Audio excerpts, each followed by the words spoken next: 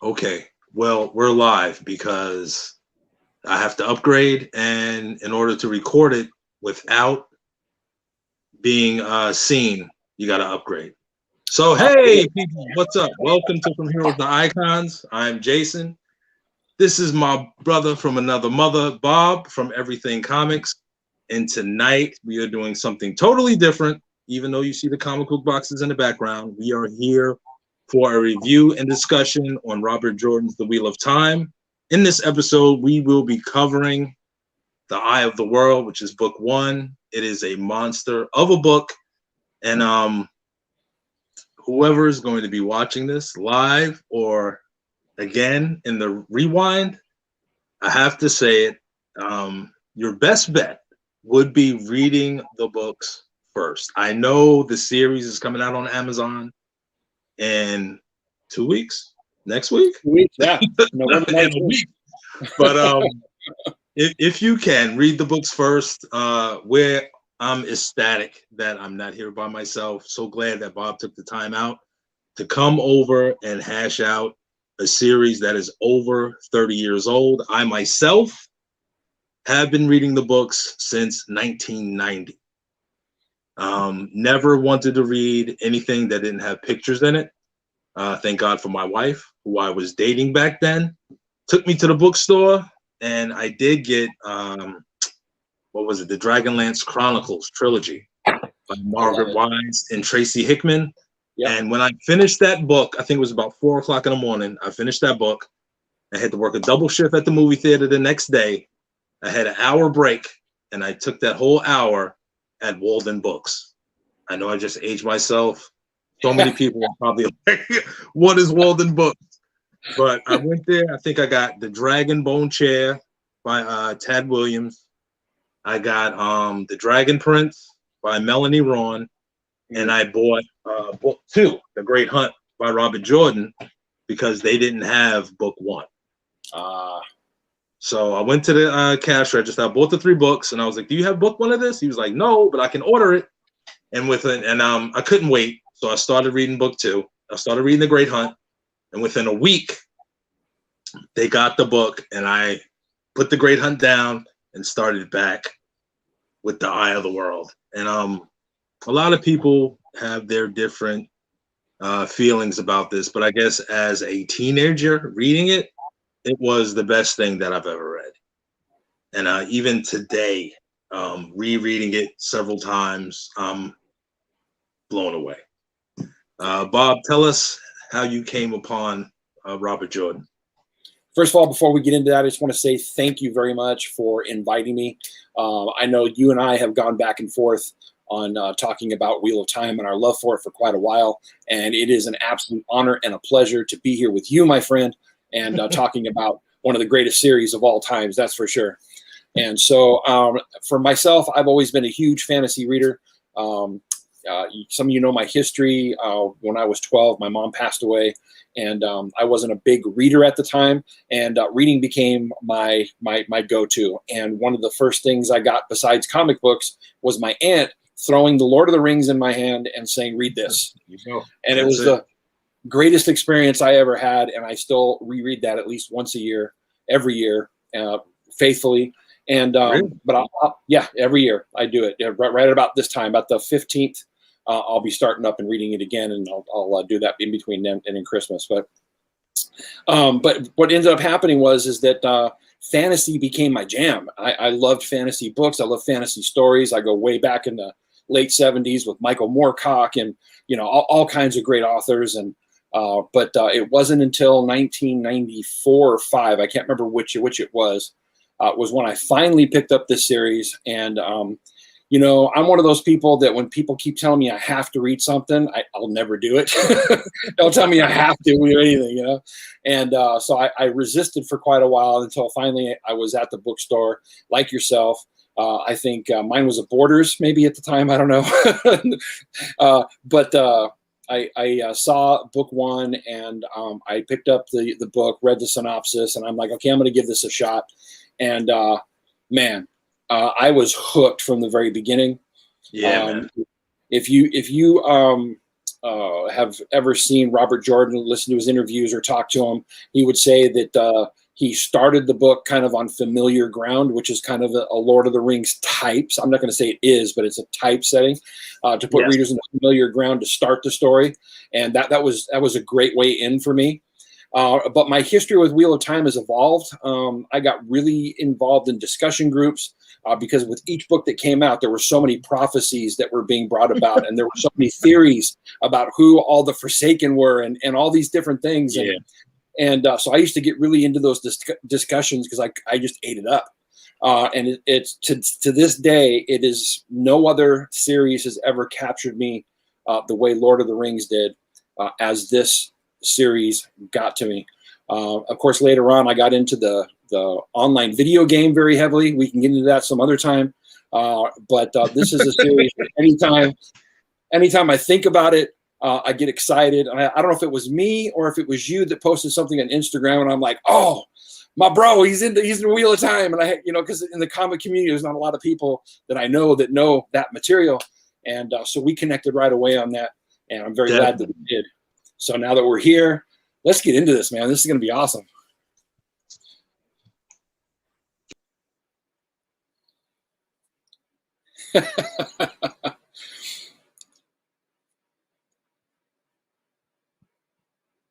There we go.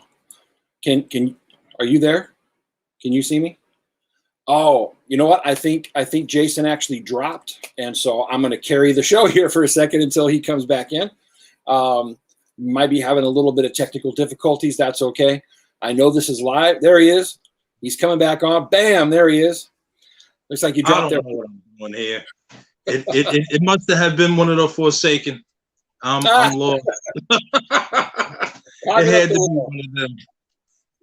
But definitely this book series starts off as, they say it's a slow burn, but to me, the prologue kind of like thrusts you right into the world. You have no idea what's going on.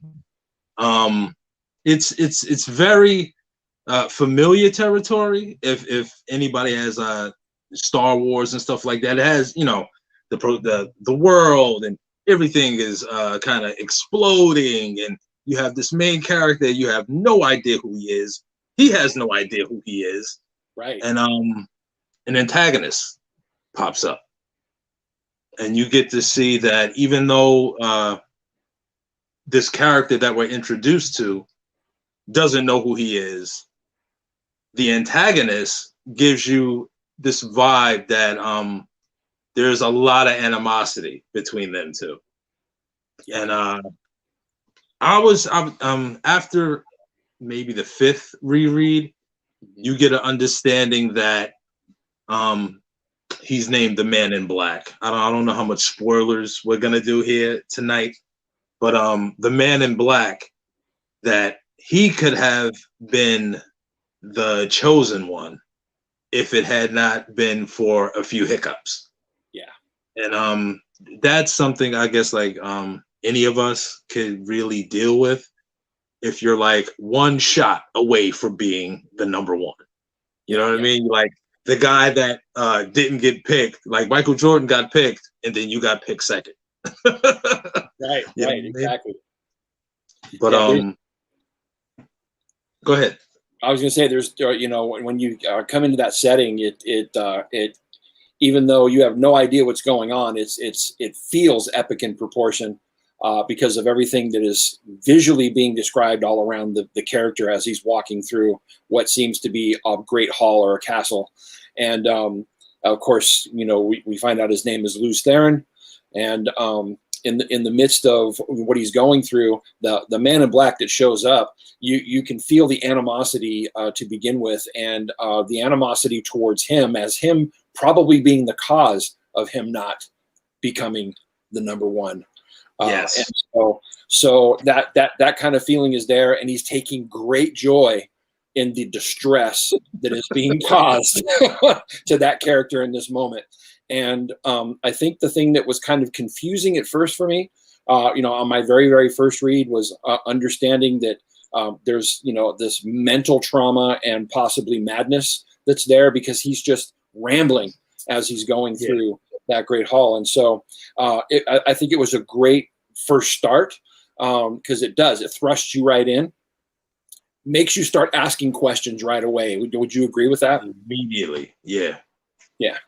And so, with those questions starting to be asked, this is our foray into the Wheel of Time, because throughout the books for a long period of time, those questions just keep coming. And the more you learn, the more you want to know, and the more questions you have. And that's one of the beauties of this book, is that it gets you involved right away and invested like that.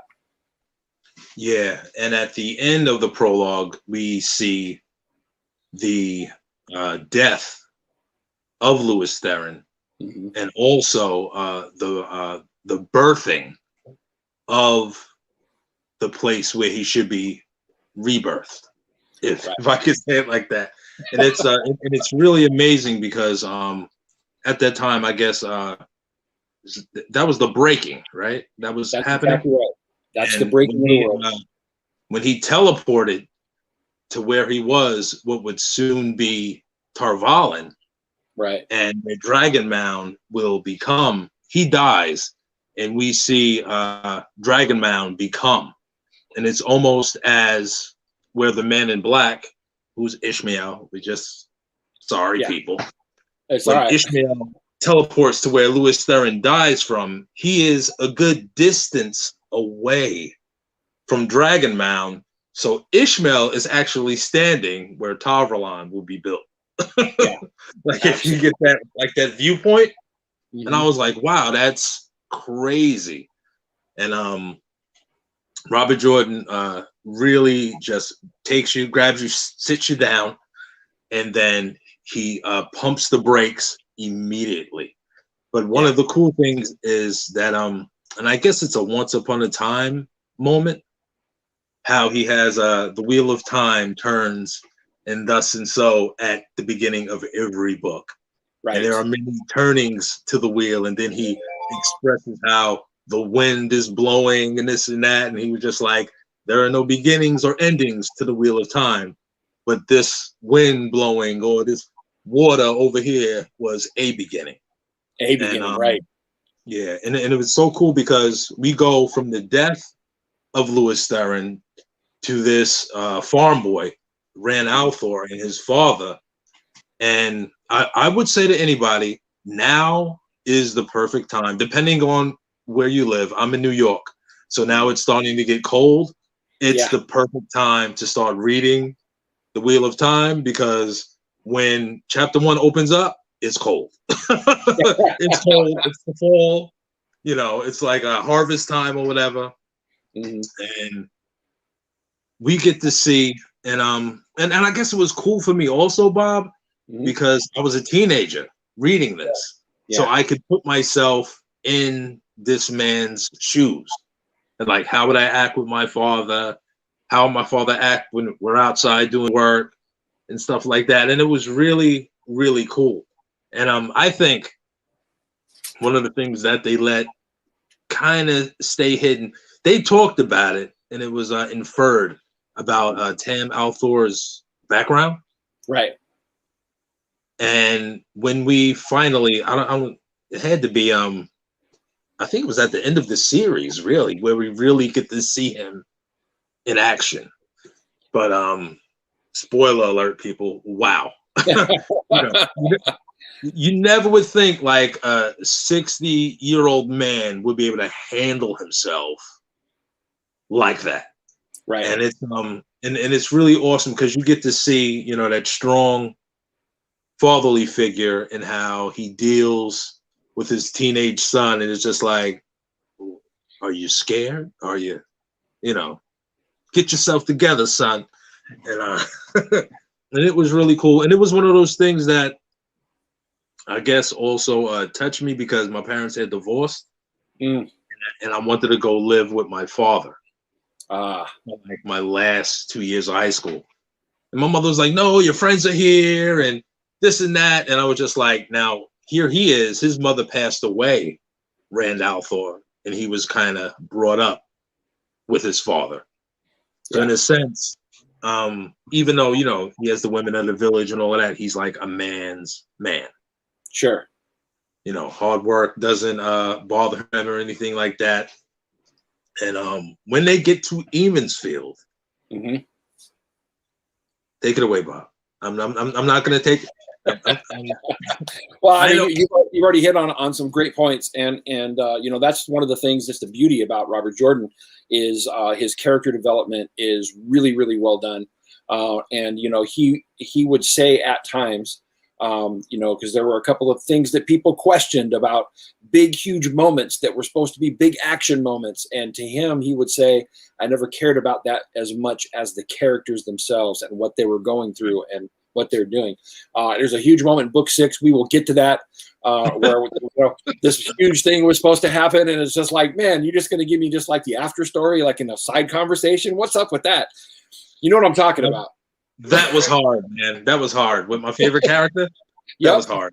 That was hard, right? That was hard. But you know, he stayed true to himself through the whole thing, and what you're describing is one of those things that was the magic of how he wrote. You could definitely relate. You're talking about relating your own life to both Tam and Rand, you know, as a father and son. And I did the same thing. Of course, you know, when I started reading these, I had already had my first son, and I'm looking at it from the, you know, the whole other angle, and looking at, you know, guiding my son. And, you know, I've already been through all this stuff, and he hasn't yet, you know, and he has no idea. So so the same thing with me. And so again, I just wanted to point out that's one of the things that's beautiful about his writing, is not only does he, you know, get you invested, but the character development is so rich. It's so really well done, and I really enjoyed it. Getting to Emansfield, that's that familiar footing that we're talking about. I mean, it's not Hobbiton, but the hominess of it, the atmosphere that says we are completely safe in our bubble here. I mean, really, they're away from the rest of the world, isolated, and they have their own way. They have, you know, their own form of government, and it's like the biggest, you know, news of the day is, you know, somebody's haystack fell over and the you know, and the guild got mad because it fell on the road or something. You know what I'm saying? And you know, of course, they have issues bigger than that, but it's completely isolated, and so that familiar footing that he put me in really worked well for me. You know, coming into the town, they're starting to get ready for the Harvest Festival. I forget what the festival was called. Do you remember what it was called? Beltane. The Beltane, that's right. And so they're getting ready for the Beltane Festival. And so this was all, you know, familiar footing of Hobbiton and getting ready for Bilbo's party, and, you know, having all the people show up and the excitement and electricity that's around the village as a result. And so I really enjoyed all that. But it's still at the same time, you're getting this thing going on with Rand. All of a sudden, it's like maybe some, like, if I remember right, he starts to kind of see things in the shadows, or he feels like the shadows are moving. He actually sees the rider in all black. That's and what it is. When he looks back, the rider's gone. And Tam's like, "What's wrong with you, boy?" He's like, "I saw a rider." It's like, but he's gone now. He's just like, "Are you sure you're not just seeing things?" Right. And again, familiar territory, right? I mean, I mean, you know, Lord of the Rings, we're talking, you know, the Nazgul. And when they first showed up, it was just a rider in black, and it was mysterious. And so there was all these elements that was just, and that's what Robert Jordan said he wanted to do. He wanted to put you on familiar footing just to get you into it.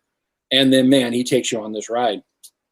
If I remember right, this is, as he's coming into town, this is the first time that, well, they haven't really gotten to town yet, but when they do get to Emansfield, that's the first time that we see Padden Fane. The wagon is there. It's a while. Padden Fane doesn't get there until a little bit after. We meet. They get to the inn. Mm-hmm. He gets to see Matt first. Okay. While they're doing like some unloading. I don't know if it's a brandy or something. Or ale. Whatever.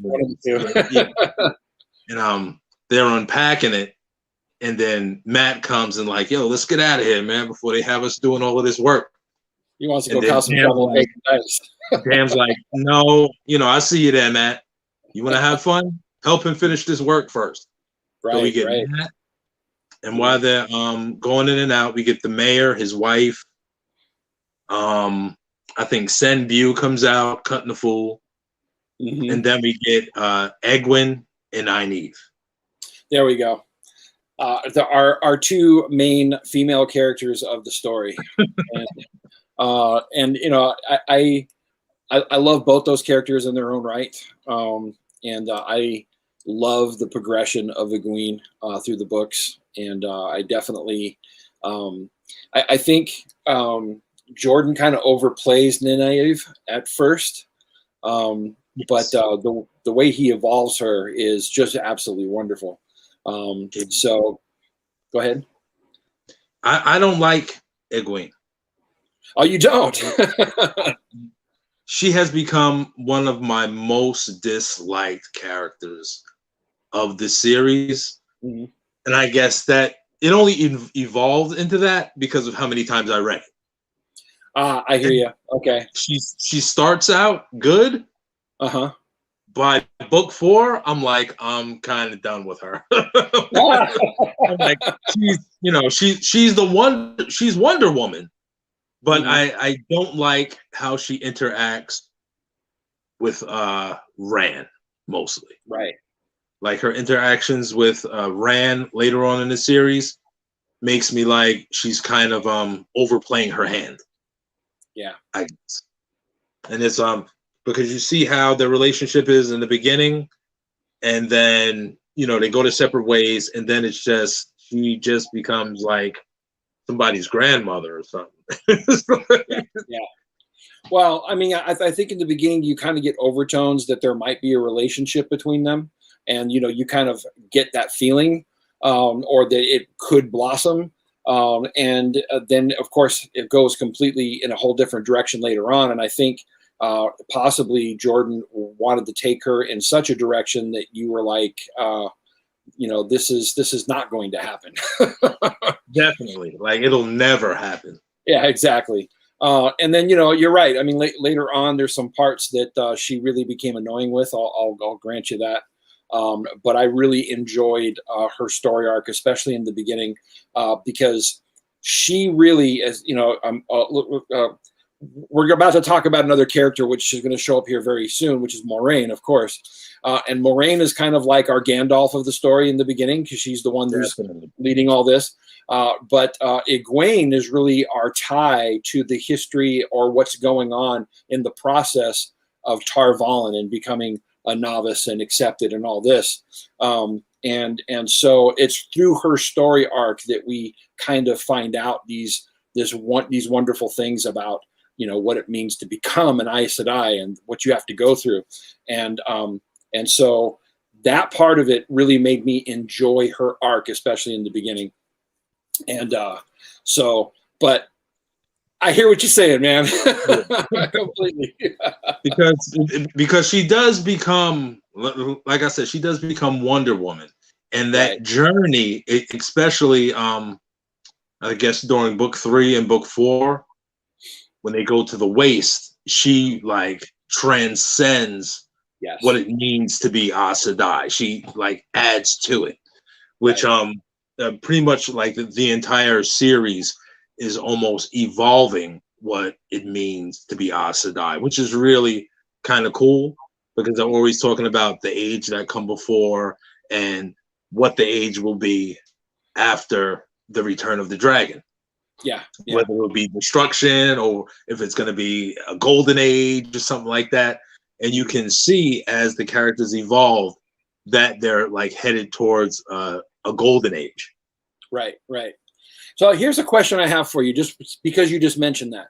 So in the very beginning of the book, we have the breaking of the world. We see Lews Therin go out. He draws on the power, and next thing you know, we have Dragonmount, and they call it the breaking. And we hear about the effects of the breaking, but because we're put on familiar territory, I didn't catch that we went from a utopian society that were scientifically advanced to a dystopian society that is basically trying to live in the after effect of total destruction of the world, right? And we get inklings of it all over the place, but it took a while for me to actually catch on to that the way that it needed to be, grasped. Did you have that same experience?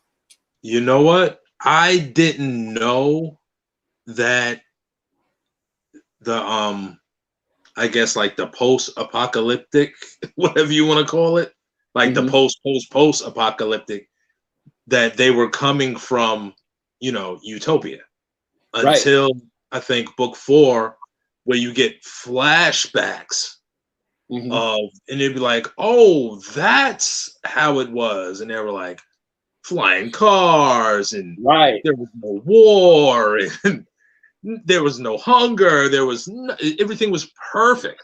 Yes. And the Aes Sedai were like, they were more like scientists. They were the greatest wielders of the one power, in society, and they were revered because of their scientific breakthroughs and things like that. And so I was just really surprised that even though it was all right there in front of me, that I wasn't catching on to that a lot sooner, because there were inklings of it all over the place. Right, because as they continually talked about the age and being in rebirth, and the breaking and the coming of the dragon and the turning of the wheel, you didn't realize they were like in the fallout of it. And this world that we were in is actually the fallout of the breaking, and the creation of a new age was about to happen. Yeah, absolutely. So when you brought that up, that just jogged my memory. It's one of those things that, especially on the first read, it was one of those things that was like, a revelation. I'm like, whoa. And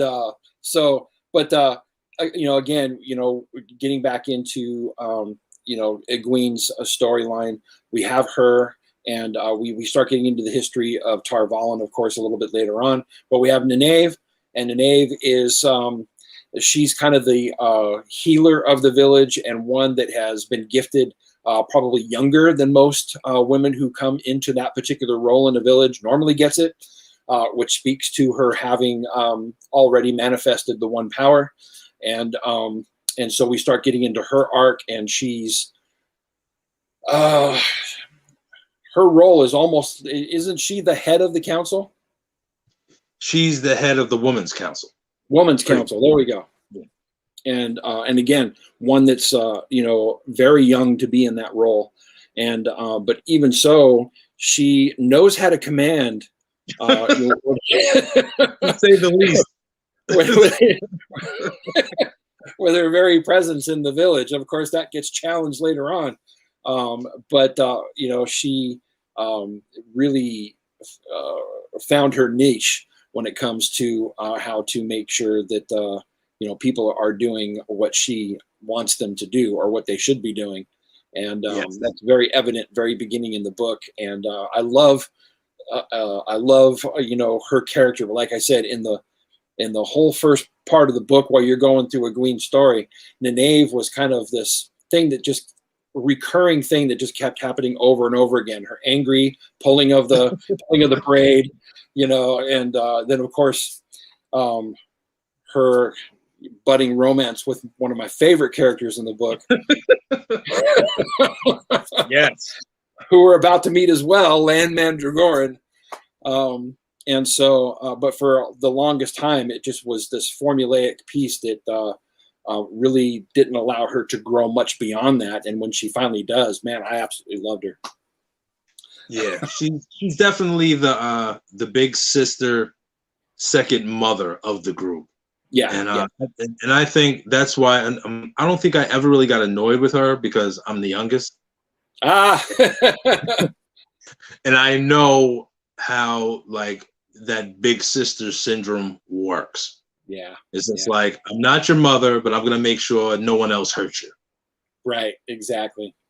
And, I can see that. I was an only child. I didn't know I even had a brother until later on in life. And but growing up, I was an only child, so I didn't have the luxury of that. But I can totally see that, and again, written very well. I mean, he has definite, definite. He has very defined characters from the beginning, and I mean, with as many characters as comes out in these books, you know, that's a hard feat to do for any writer. And you definitely get personality traits and, you know, definite story arcs for each of them that still to this day blows me away. And so, and we're starting to get, just in our conversation now, we're starting to get inklings of, you know, just how different each of these characters are. And I was invested from day one, and so. And now we have 2 more characters coming that are so different from everybody else, but definitely the first one that pops up, Tom Merlin. I can't compare him to anyone. And this city performer, this singer, storyteller, juggler, this traveling artsman of a performer is not what everybody believes him to be. He is quite conceited, or what people believe. He's quite put upon of himself, and he doesn't understand why these backwater farmers won't allow him to be who he is. Right. And right. he himself, you know, I guess he's a kind of like the Obi-Wan figure, but there's so many layers to him that it just takes time for it to unfold. He's like that, you know, that good uncle, you know, that's always pissed off, but yet always trying to help somebody. The ladies' man, and the guy that laughs at everybody because he knows more than mostly everybody else. But nobody knows that he knows. Yeah. Tom Merlin is one of my favorite characters. And you're right, he's so much different. But you just said it right. He is kind of like the Obi-Wan of the story. And so one of the things that Robert Jordan did, besides putting us into familiar territory, is he draws heavily upon. He's like the Bruce Lee of fantasy writing. Okay, that's it. Bear with me for a second. Bruce Lee, what did he do, man? He didn't take everything in. He took and looked at every single style and pulled from each of those styles what would apply to street fighting, and especially his body type, and created a system, right? And so that's what Robert Jordan did. He went through history and took all these elements. He went through all these different fantasy and science fiction books and took all these elements. And he from myths and he created things that were foreshadowings of what we know just from history and our own reading. And so Tom Merlin is Merlin. Yeah. Right. And so that's the only comparison I can make, even though he's so much different than any of the Merlin archetypes we've had in any story. And I love that about this character. He shows up at just the right time. He pulls in the wisdom when he needs to, but he's also got his own idiosyncrasies and gets himself in trouble. And I absolutely love that about him. I think each one of the boys, because we haven't even got into Perrin yet. We've met Matt, we've met Rand, but each of the boys in their own way can relate to Tom Merlin in their own way, and they all gain something from him in different ways. And I love the stuff that Matt aligns with him in, because it's that naughty playfulness. Yeah, they are a mess for sure. And but Tom Merlin is a great character and one of my favorites in the books, and I'm disappointed that we're not actually going to get much of Tom Merlin in the first season of the show coming up. From everything that I've read, he's not going to be there in Emond's Field in the very beginning. So that's one glaring difference we're already looking at inside of the series. Yeah, that's a whole different video for us. I definitely say that if I do reviews, and I'm planning to do reviews, hopefully I can try to get my daughter to do the reviews with me. Oh, great. So we can have the what my wife calls the purist view, and then we can have the view of the person that, one, she's younger, and then second, she hasn't read the books. So you get the television viewpoint, and then you get the purist viewpoint. That's and awesome. I think even though we may enjoy the show, I believe that the Wheel of Time will be on the chopping block. I'm just gonna tell the truth. You know, and a lot of people will be like, well, you can't have a 1-for-1. You can have magnificence without having a 1-for-1. This is true. But let's get on to the next guy. And I didn't think this guy was gonna stick around. I didn't think this guy was that important. But Padden Fane, the peddler, ends up being Darth Vader. I would have said Gollum, but he's like a cross between Gollum, Darth Vader, and Thanos. Yeah, there you go. He becomes something that even the evil of the world can't control, which is really kind of cool. It adds like a third element to, like, well, we have to save the world from the Dark One, but then there's Padden Fane. Right. Who's a completely different thing. Yeah, exactly.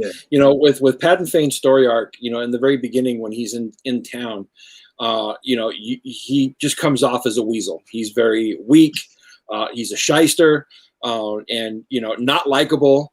And but at the same time, you don't look at him as being somebody as powerful. You're right. I thought he was in the beginning just a side character that wouldn't matter much later on. But just like in Lord of the Rings, the most tiny, insignificant thing becomes, the very thing that saves the world. Also the dark side can do that too, and take somebody who's a complete weasel and has no power whatsoever and make them their avatar of complete destruction. Complete destruction. And shadow, he was, I love his story arc. And of course we get, into that as we enter into, I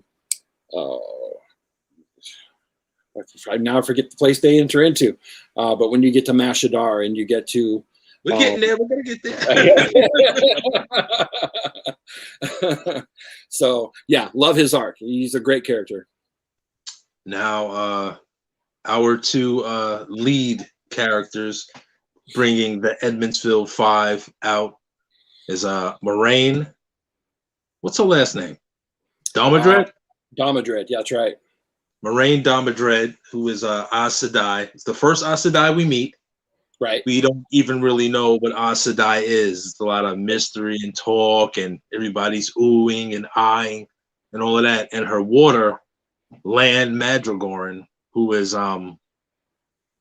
beyond elite. I'll say. Yeah.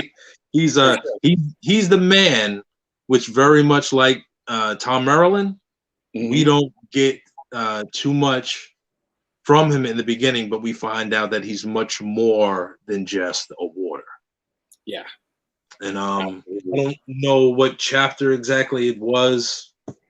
Some little kid from the village, Ewan or something like that, comes to Rand and Matt and is, and he's telling them about Moraine and Land and all of that, and they don't believe him. And she, I guess, gave him some coins or whatever to do some favors, right, for her. Then when she sees Rand, Matt, and Perrin, he gives them Tarvalon Mark. That's right. Which the Tarvalon Mark is, I guess, warded, so wherever they go, she can track them. Right, but they don't know that. It just looks like a coin to them. Just take this money right here, and I might ask you guys to do some work. They're like, what type of work you got access to do, giving us all of this money? And it's so funny, like going, you see the evolution of how they spend money. Right. also. And just like that, Tarvalon Mark was like the most money they've ever had in their life. And I'm not skipping over Moraine and Land. We're gonna get more about them, but we have to get to what I call the third of the Emmonsfield three. Right. And that's Perrin Abaya, the Mhm. blacksmith apprentice, who is I wouldn't call him emo, but he's the gentle giant of For the sure. crew. But we have Rand is the responsible shepherd. Mhm. Matt is the mischievous farmer whenever he actually does work, and Mhm. Perrin is the strong silent type. Right. Which and then we find out that all three of them have seen this mysterious dark rider, and also I think a few of the other boys have seen them. Right. Right. And Exactly. there's a scene that I think after they get and this might be where they met Moraine, that there's Mhm. a raven on top of one of the houses, Mhm.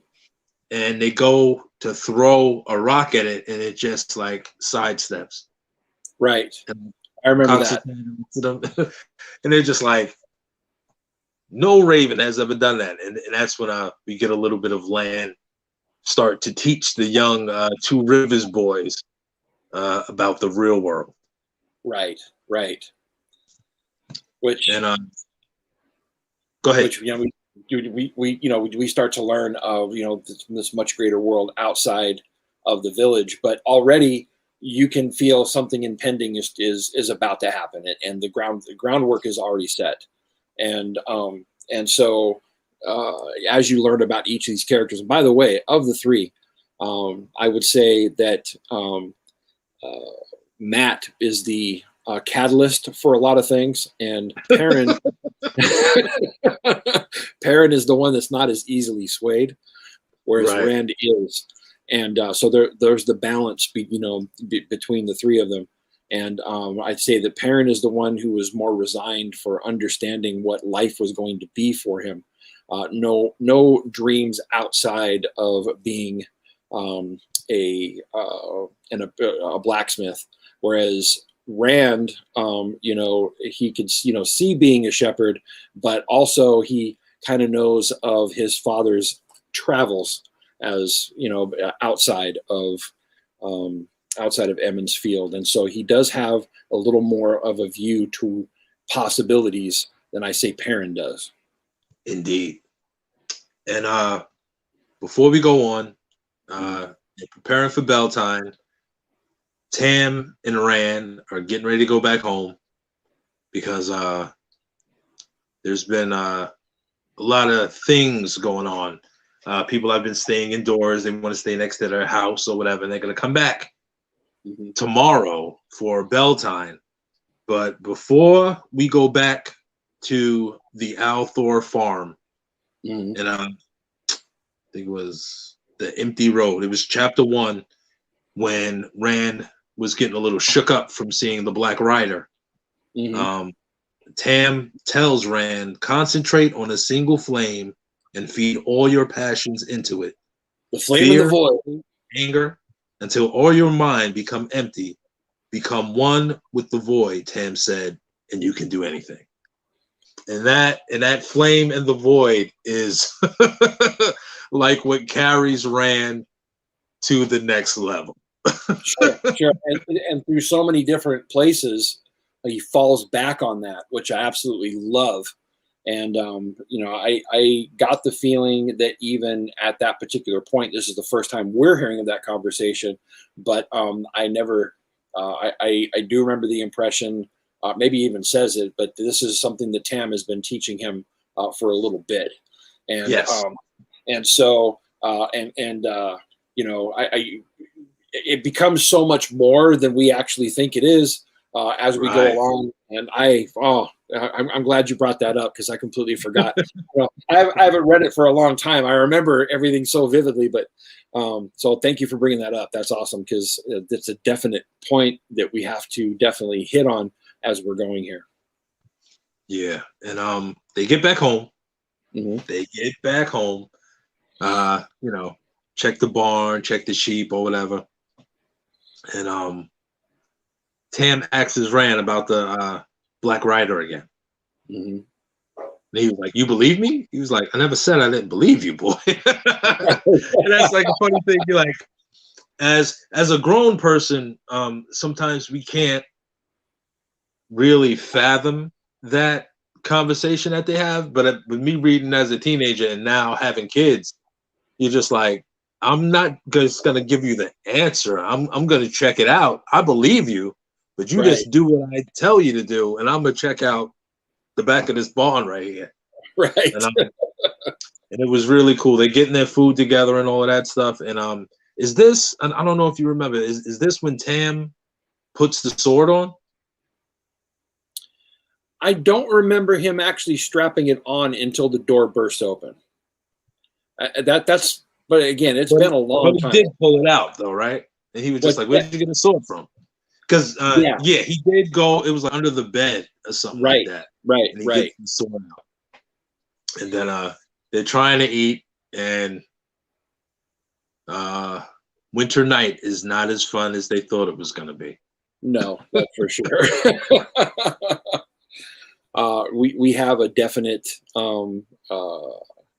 I don't. Again, this is familiar footing. This feels like the Inn at Bree, of course, but this is the farmhouse, and we get our first introduction. I don't know how you pronounce it. I used to say Trollocs because of the game. I now say Trollocs. But we get our first introduction to these creatures that are so much different than orcs in other fantasy settings. Definitely engineered darkly, but no less menacing when you first meet them, especially to a farm boy who's never been anywhere but home and protected. To see something that inside of his head was just in stories, be completely full life and coming at him, attacking, was terrifying. And that whole scene inside of the farmhouse was so well done, so well written, and it's definitely, it was awesome. And it was pretty cool. And there's one place where I think Tam is outside and Rand is inside, I think, before he hits one of the Trollocs with the steaming kettle of water. Right. And the Trolloc speaks to him. Oh, that's right. That's right. He actually utters words. Yeah. And then he was like, "What?" And but they take care of the Trollocs as best that they can. He gets Tam. Tam's hurt. And here is where we get a little bit more in depth of something is about to happen. Yeah. And he makes the litter and he's dragging Tam through the woods. It took him all night, right? For this 2-hour ride on a horse turns into a 7-hour trike through the woods. Right. And that whole scene is another one of those things.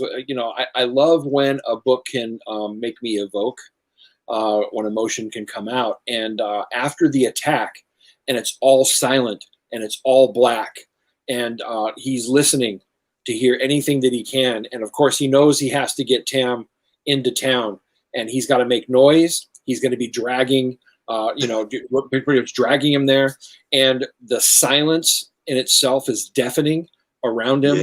Yeah. And the atmosphere and mood that Robert Jordan paints right there is so well done, because now you can feel that 7-hour trip because of how afraid he is, because at any moment he's exposed. He doesn't know how to use a sword, but he's definitely exposed. But he also has the urgency to get his dad into town. He needs to get him to a healer. Yeah.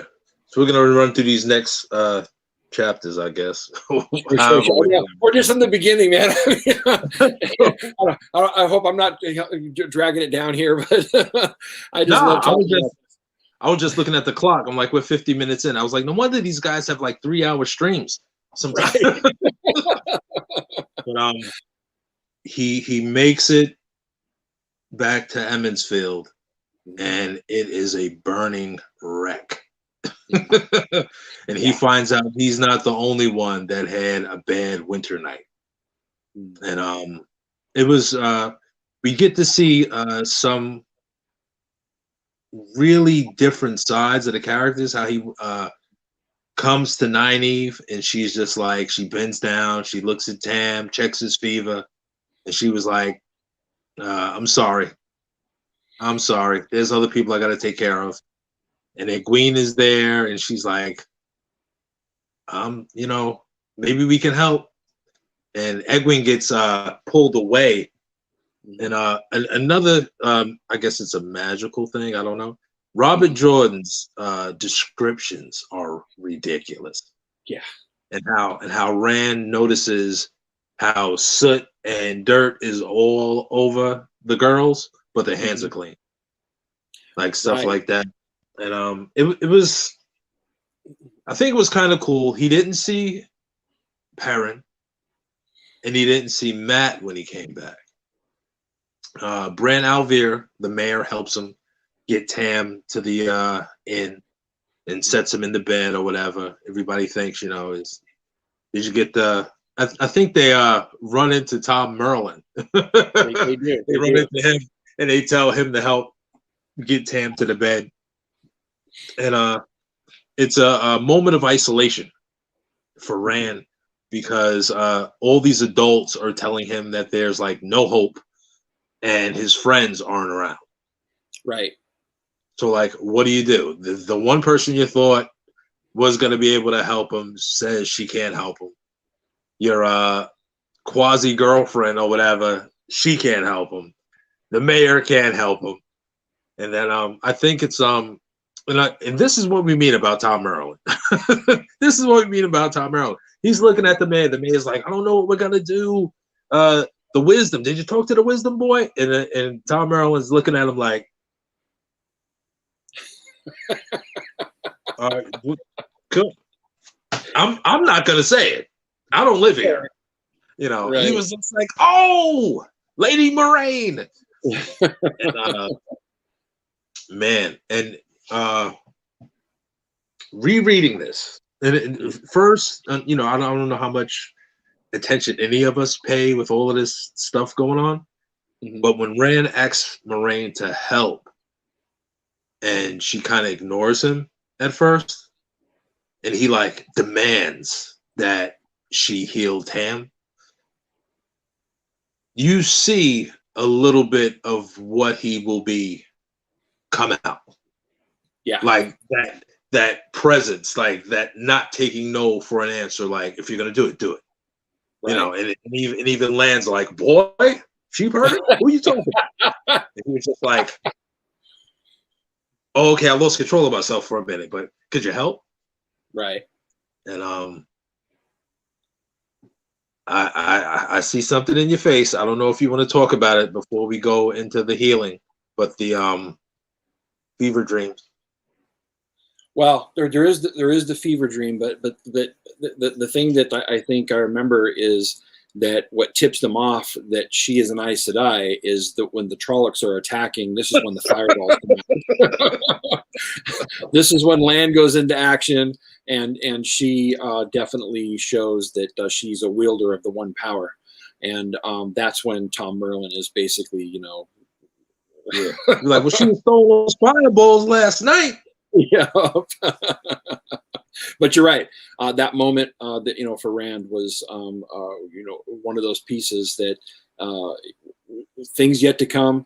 And whenever he gets backed into a corner, this is the type of thing that happens with him. Either the one power comes out, or his, more dominating personality comes out. And but definitely it's one of those things that this is the beginning of his path, where we're starting to get into right here. Absolutely. So So where did the actual fever dream happen? I don't remember. in the woods, In the actually, woods. when he was dragging him, That's right. and He's talking about right. the Myrtle was actually had Trollocs marching on the road, Mm-hmm. and when he started mumbling, Rand put his hand over his mouth. Right. He was just like, "Dad, be quiet, be quiet." And Yeah. then when the Myrtle and the Trollocs went past, he was just like, "It's not true. It's not true. He's my father," you know. Yeah. And he was Yeah. going on about, talking about the mother and bringing the kid back to her and stuff like that. And he was just like, "Rand is a good name." It was rough.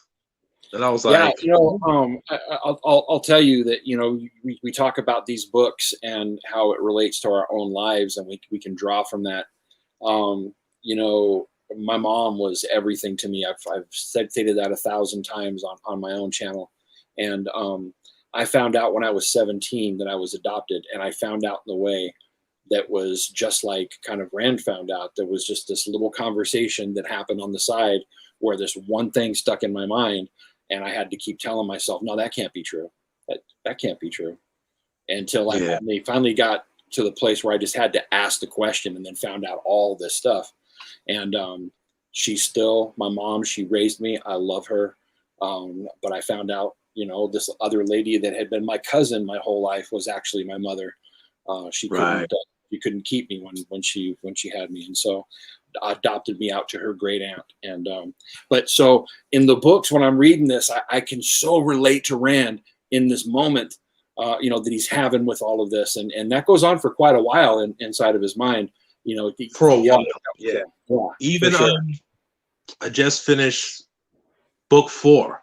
Mm-hmm. When he finds out like his true lineage, mm-hmm. he says, "Tam Althor is my father." Yeah, absolutely. Again, so relatable, man. That was my mom. Eleanor was my mom. Tam Althor is my father. That's right. Which is pretty good.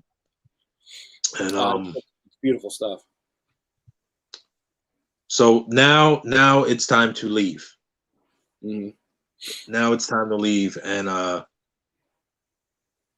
they have no. Rand has no idea why he has to leave. Really, they'd be like, I'm not leaving my father, and Tam gains a little bit of consciousness, and I don't know if I remember, but he told him to watch out how he deals with Aes Sedai. That was the first warning. I don't know if any of the Tom Maryland also said the same thing. Yeah, he was just like, listen, man, you're gonna go. Don't believe everything they tell you, man. They can't lie, but the truth that Aes Sedai says is not always the full truth. Right. Absolutely. And, he gives Rand his sword, the Heron Mark blade, which for those who have no idea, the Heron on the sword represents that they are a blade master.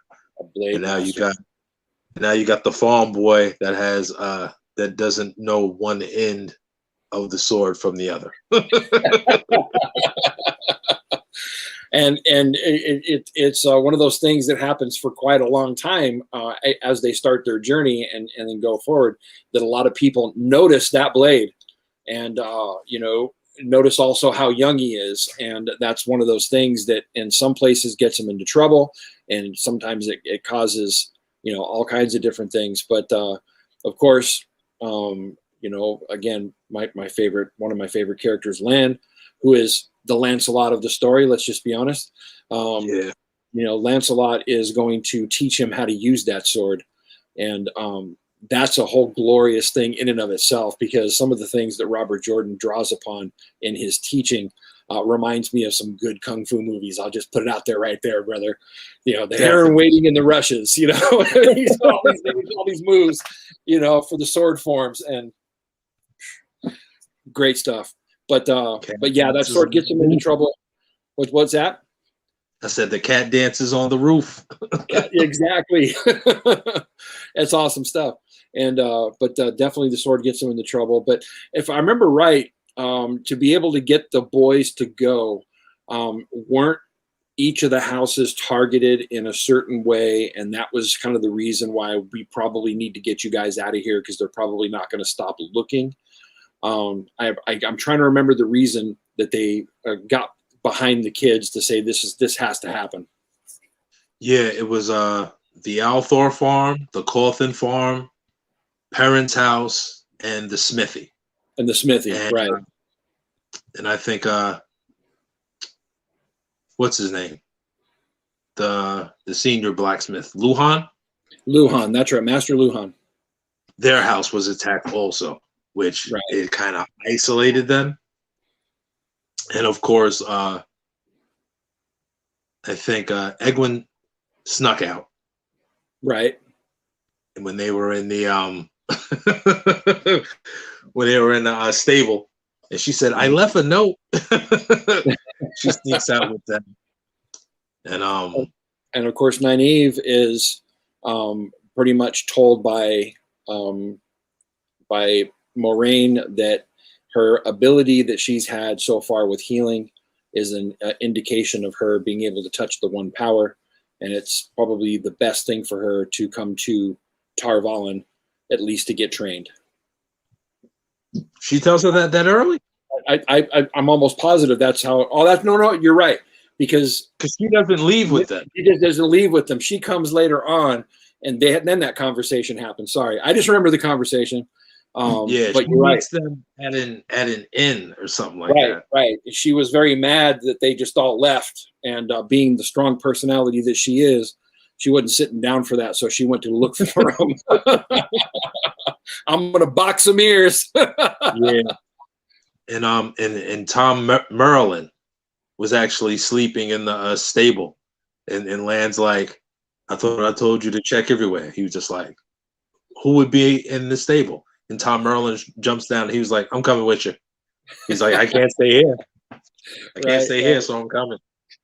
So they got their merry little band leaving Emmonsfield, and they were just being chased by Trollocs, right? If I remember right. When they went over the ferry. When they went over the ferry, I don't think that they actually meet the Fade until they get to the town, right? Yes. So yeah, it was just Trollocs chasing them. And that was a mess. And then they finally get out of town, get to a new town. They get chased out of there. And Nynaeve meets up with them. I don't remember the name of the inn, but she meets up with them before the Fade comes, right? Right. And that's when Moraine brings the fog, and they go over the ferry and all of that stuff, and then there's no other place to go except that place. Shadar Logoth. That's really which yes.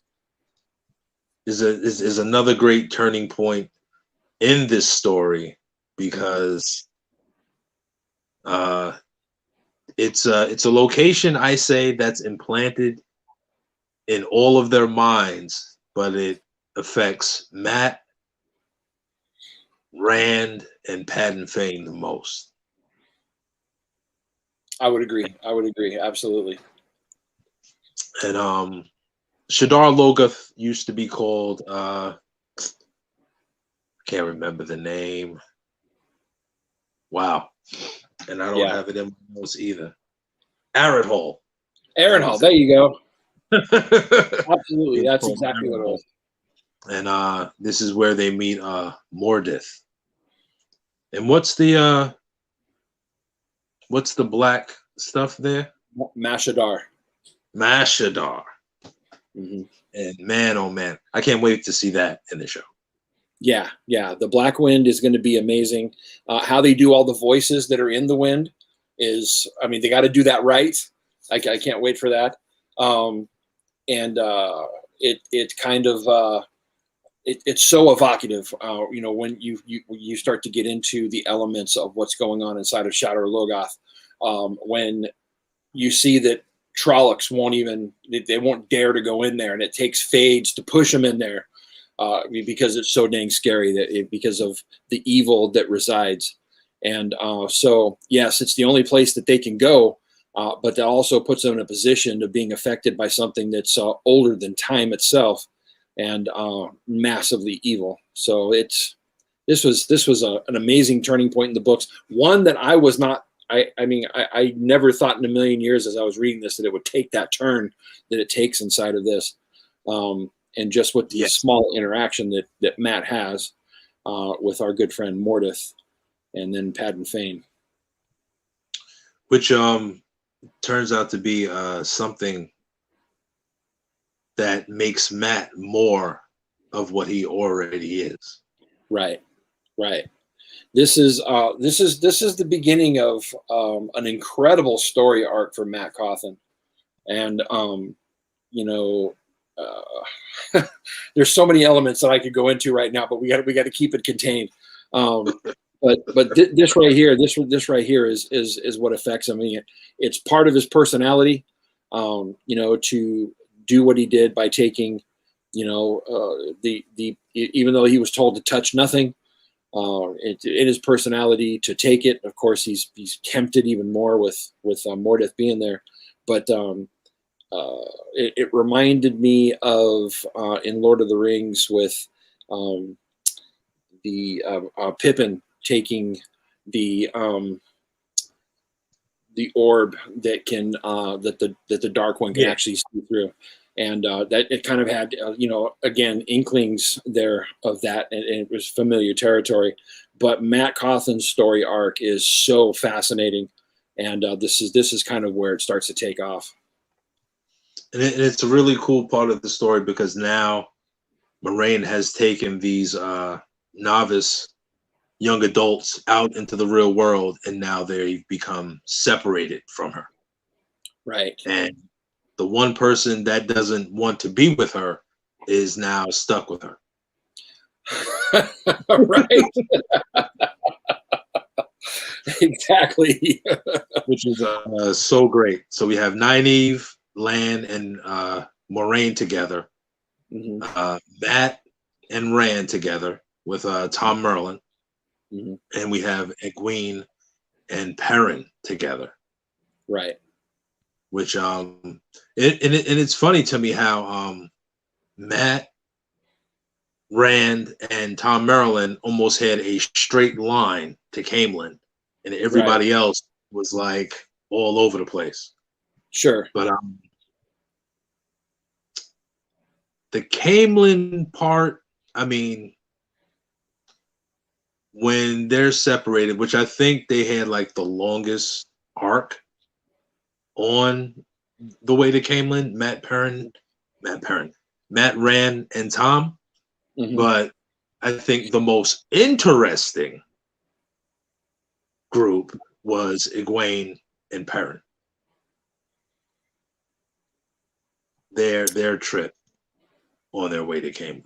So refresh me on what was it about their trip that was the more fascinating.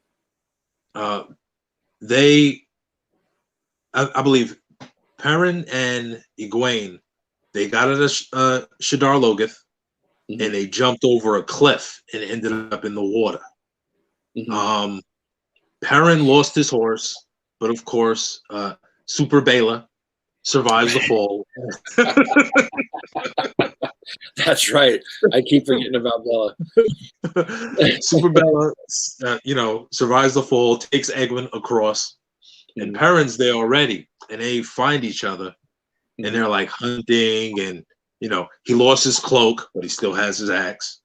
So they're hunting and trying to stay warm and trying to find a way to reach Caemlyn, and who's alive, and they're worried or whatever, and then Perrin begins to change.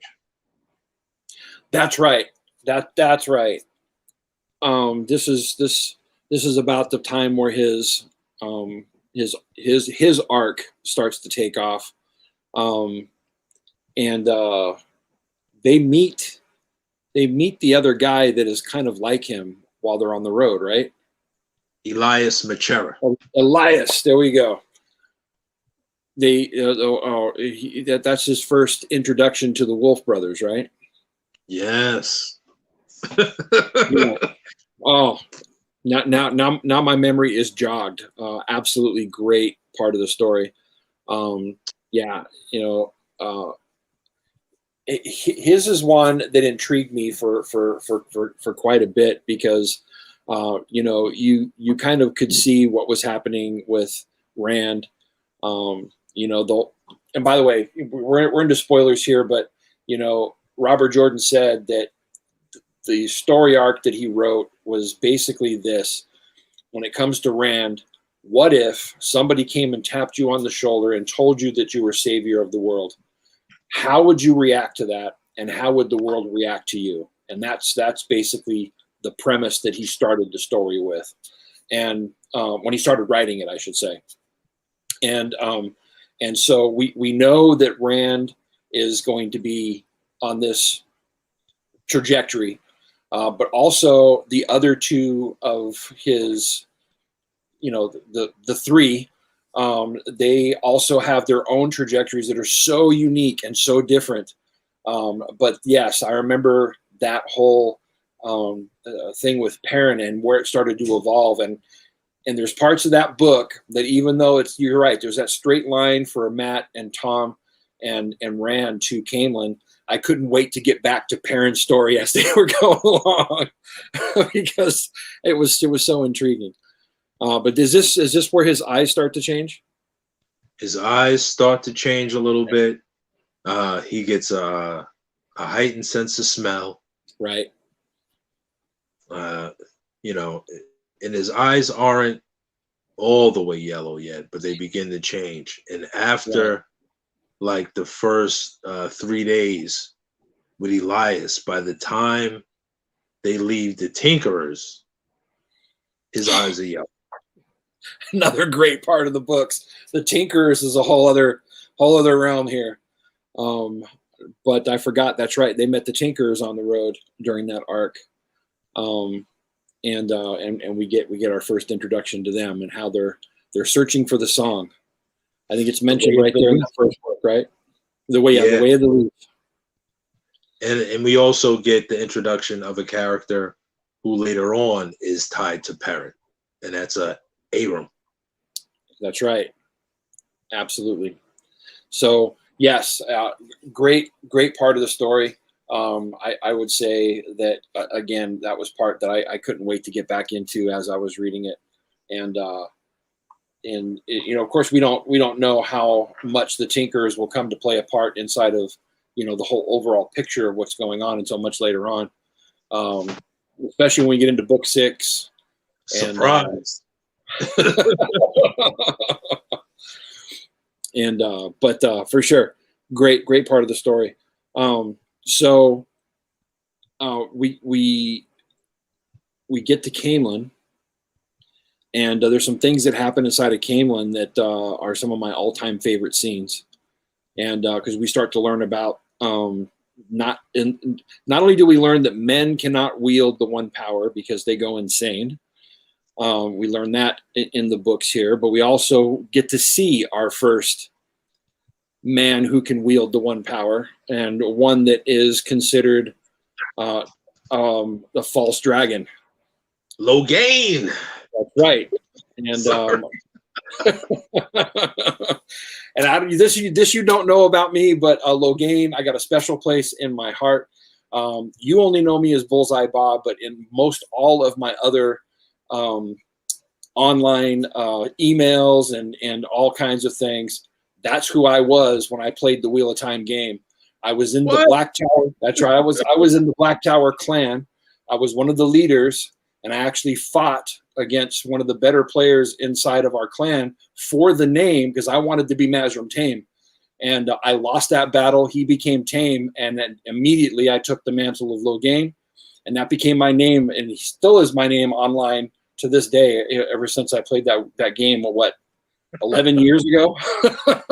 11 years I've carried the moniker Logain, and he's been one of my favorite characters because his story arc is amazing as well. But we see him paraded through the streets like the sacrifice that Jesus was being paraded around because he's going to be, well, I don't know if they get into it at this particular point, but we know he's going to be gentled, right?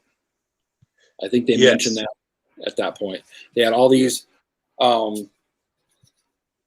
anyway, I'm probably jumping ahead, but this is the part where we get to see Rand hop up on top of the wall and kind of see this whole scene take place with Logain being paraded through the streets. And I remember just the glory of Camelin, the way he describes that city. It couldn't be more magnificent. And the pageantry and the type of setting that Camelin was, I was eating it up for sure. Yeah, and then you're right on point, because now we are introduced to 3 more characters that have quite an impact on the Emmons Feeler. Elaine and Gawain Trakarn and Galad. And Galad. So we got Gawain and Galahad. These are amazing characters, definitely. And I didn't get into Elaine till much later on. And I mean, we have heard about the White Cloaks at this point, but we haven't actually met them, right? Yes, we have. Because in Perrin's arc going to Camelin, he runs into he's the first one to run into White Cloaks. Right. So Perrin has all these elements in his arc that are just amazing. Introductions into these different elements of the story that are pretty amazing. And the White Cloaks is one of those. And Rand also has a small run-in with the White Cloaks, and as we know, it's one of the first times of him channeling. And when he channels, he gets like euphoric. Right. So when the White Cloaks like run up on him, he's like, "Hey, who cares? Like, I'm feeling great." Like, but it's just the euphoria of touching the power. Yeah. Yeah. He doesn't know what's going on, and then because we know, after you channel, there's side effects if you don't have anybody guide you, and then he like catches the flu. That's right. He does. He ends up getting sick, and but that's after he doesn't get sick until after his run-in with the Trakan family, with Gawain. Right. And all of them, and they take him into. She patches him up, and then I think that's when Galad comes, and he's like, "Well, we're taking him to Morgaze." And here is where, if anybody had any doubt who the main character was going to be, it was totally pointed at Rand al'Thor at this point. Yeah. Where he's brought before the Queen of Camelin, and there's a Aes Sedai there that pretty much calls him out. And one of the most hated Aes Sedai, I'll say. One of the most hated. Eladia of the Red. Oh, I forgot about Elida.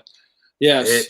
And we know the Red hate men, period. It doesn't matter if they can channel or not. They have no love for the men folk. Yeah, they're definitely not the Greens, for sure. They're the complete opposite of the Greens. And I didn't put it in my notes, but I'm pretty much sure she said that fate is balanced on, is Rand al'Thor stands on the blade point of fate, pretty much. Wow. And that comes from every not every Aes Sedai, but some Aes Sedai have side powers that manifest, and hers is one of being able to do what they call a telling, right? And that's what she sees in Rand at that particular point. Foretelling. There we go.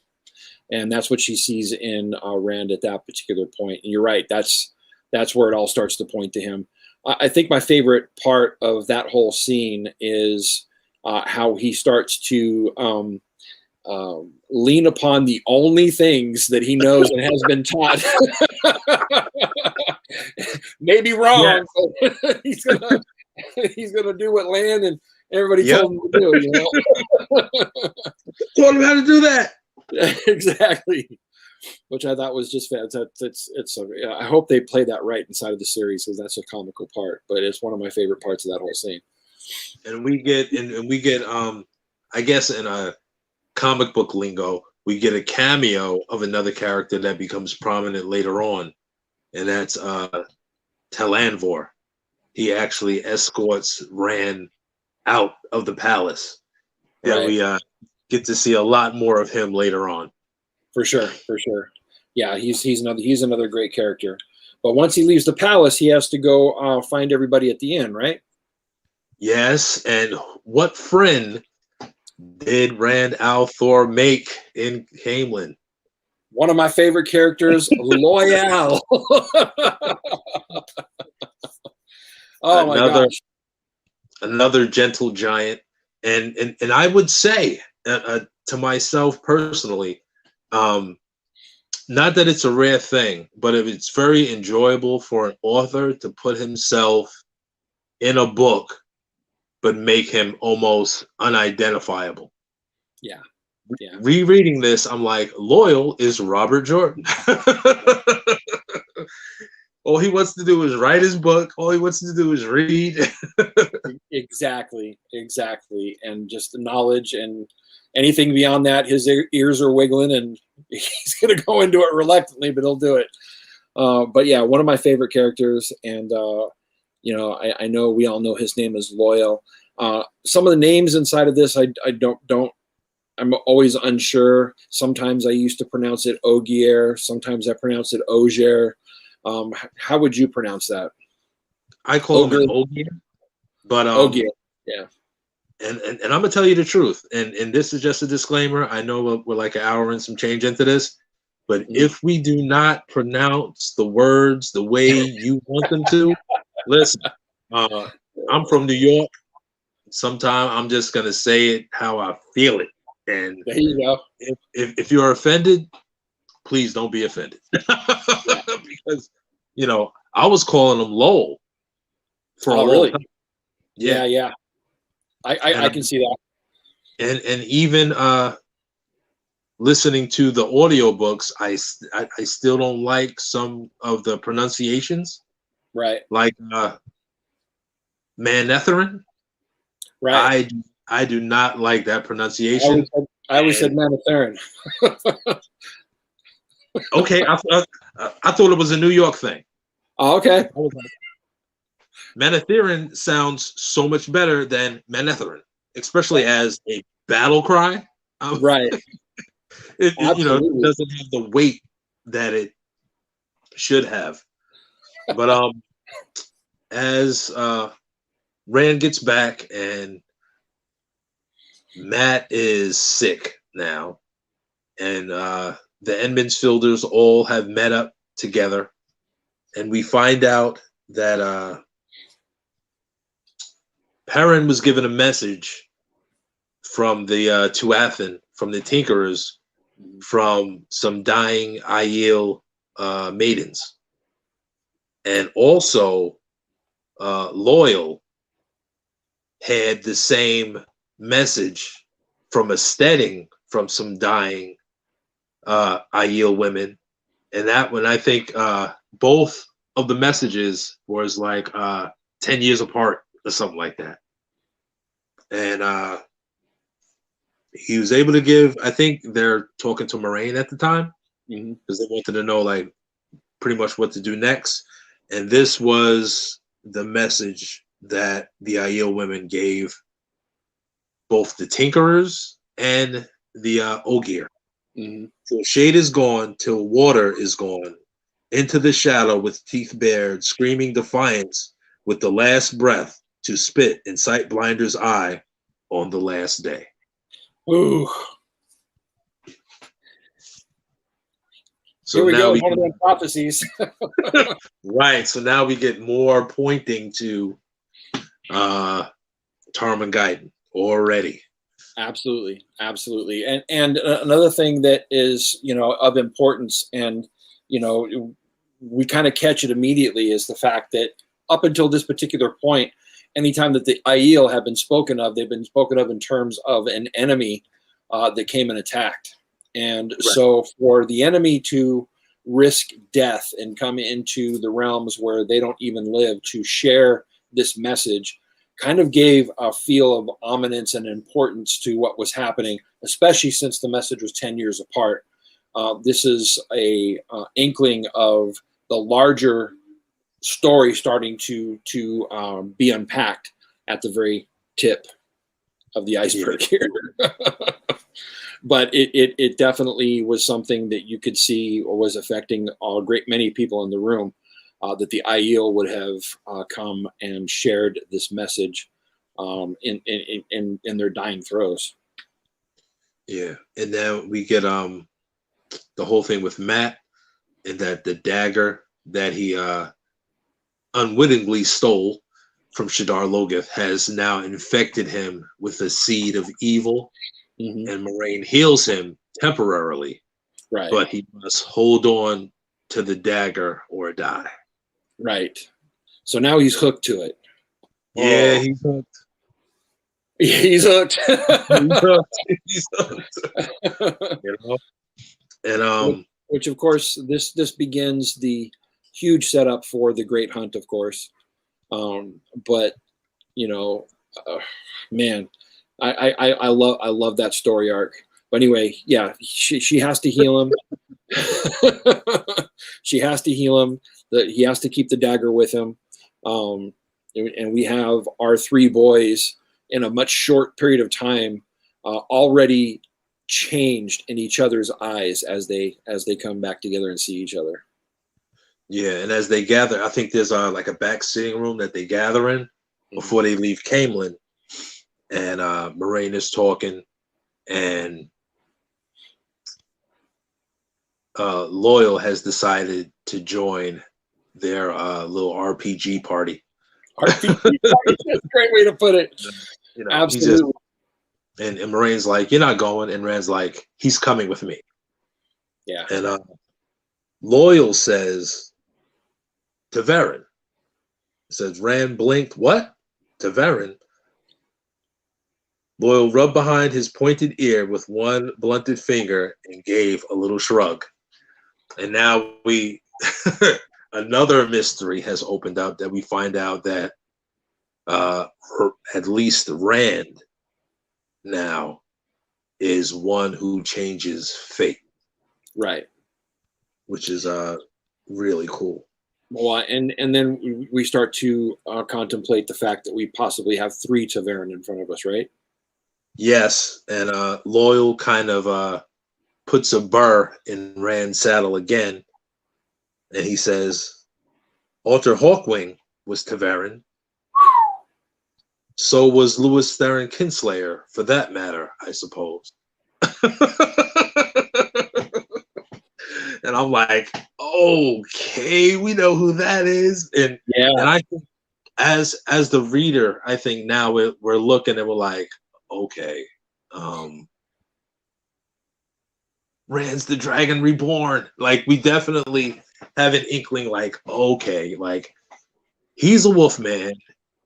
We don't know what Matt is, but he's been channeling for like the past 10 chapters.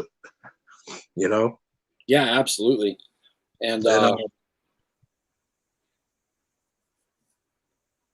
okay, continue. Yeah, I was just going to say that you know, we find out the archetypes of those three as we go along.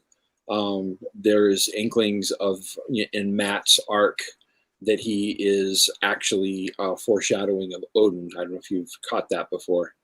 But that was definitely one of the characters that he was drawn from, kind of a mashing up between Odin and Loki. And then with Perrin, has also some archetypes from Norse mythology as well. And so we have definitely in the three of them, we have archetypes of characters that were considered chosen on their particular paths to affect the world. And Right. and so when you start to look at all these different elements that Jordan brought together to create those three characters, just absolutely amazing and fascinating to me every step of the way. And you were right, because I made a note of this too. And Lowell says, "You are Taverin, all right. You and maybe your friends too." Yeah. He says, "Perhaps you are not another Arthur Hawkwing, but for a time at least, part of the world will shape itself around you. Perhaps is even now shaping itself around you." Right. Right. So that was pretty cool. And they leave Camelin. Oh man, I didn't make notes of this, but when they leave Camelin, they take the Waygate, right? That's right. I can't. Yeah. Who's the captain of the ship? I can't remember his name. Bail Doman. Bail Doman. That's right. Another great character. But yeah, but they can only take that for so long. They believe that they've gotten the Trollocs off their tails, but that only lasts for so long when they realize that they're being hunted down again, and they need a quicker passage to where they need to go, right? Yeah, and they're headed to Shinar, right? Yeah, they're headed to Shinar. I don't remember why they're going to Shinar, though, before Tar Valon. I don't remember that part. Because that passage that I just read from the Yael, that made Moraine be like, they have to try to find the Eye of the World now. That's right. That's right. So instead of going to Tar Valon, they have to find the Eye of the World. They know that the Eye of the World is in the Blight, and which, well, at least that's the thought of possibility right on the borderlands. And so let's talk about the quicker way that they had to get to the borderlands. The Waygates. Which is amazing. And we get into, again, familiar footing, Lord of the Rings. This is definitely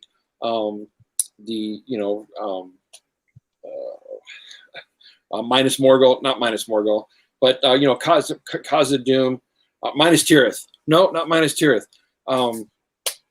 The Mines of Moria. That's right. This is a foreshadowing of the Mines of Moria as they're going down deeper into darkness, trying to find their way. You have Gandalf lighting the way. Of course, at this particular point, you have Loyal, who is reading, the signs, because the Ogier is your best guide through. And but we also come to find out that the ways have been tainted, and this is where we get our next telling or meeting of Mashadar, right? I mean, because we talked about Mashadar inside of Shadar Logoth. Now this is a different thing. Mashadar was in Shadar Logoth, and in the ways it's called Machin Chin. Makin Shin. Oh my gosh. Forgive me. You're exactly right. That's right. Mashadar was the Black Wind, but this is Makin Shin. And this also is the same thing. They need to get this right with the voices as it comes. But all right. So, but Makin Shin has tainted most of the ways. They can't pass in places where it has tainted it.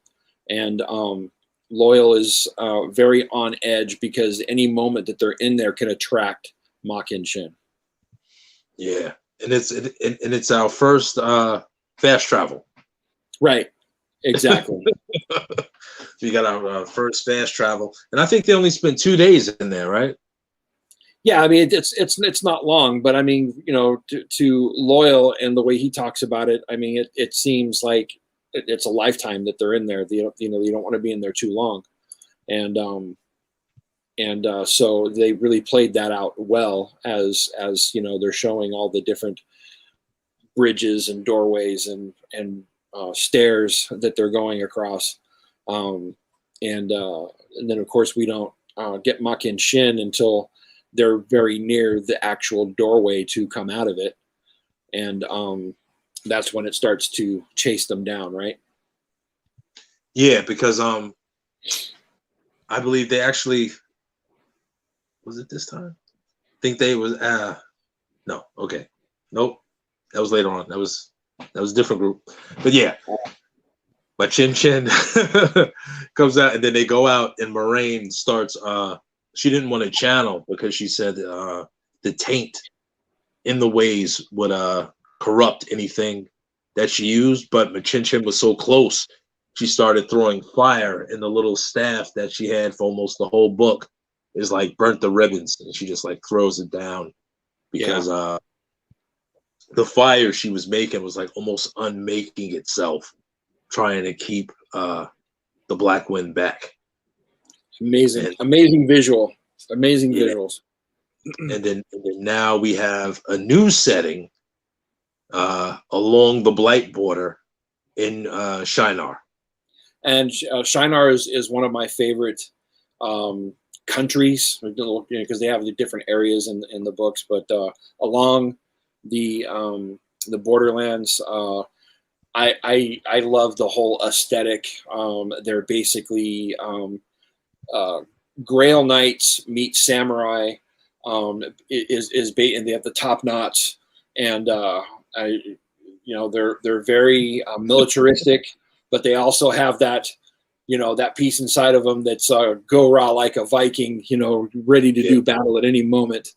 And as they come into Shinar, this is where we start to get our first inkling of who Lan actually is, because as people of Shinar start to see him, they start yelling things out that we haven't heard before and calling him names and asking him questions that all of a sudden pique your interest. Like, are you going to raise the banners? Does the golden crane fly? Is the golden crane going to fly? And I forget the names that they call him as he's coming in, but we start to find out a little bit about Lan's history, and that just made him so much wonderful to me, man. Yeah, and Nynaeve takes a strong interest in those names and the history of where Mr. Mandragoran comes from. And we find out he's from Malkier, if I remember right.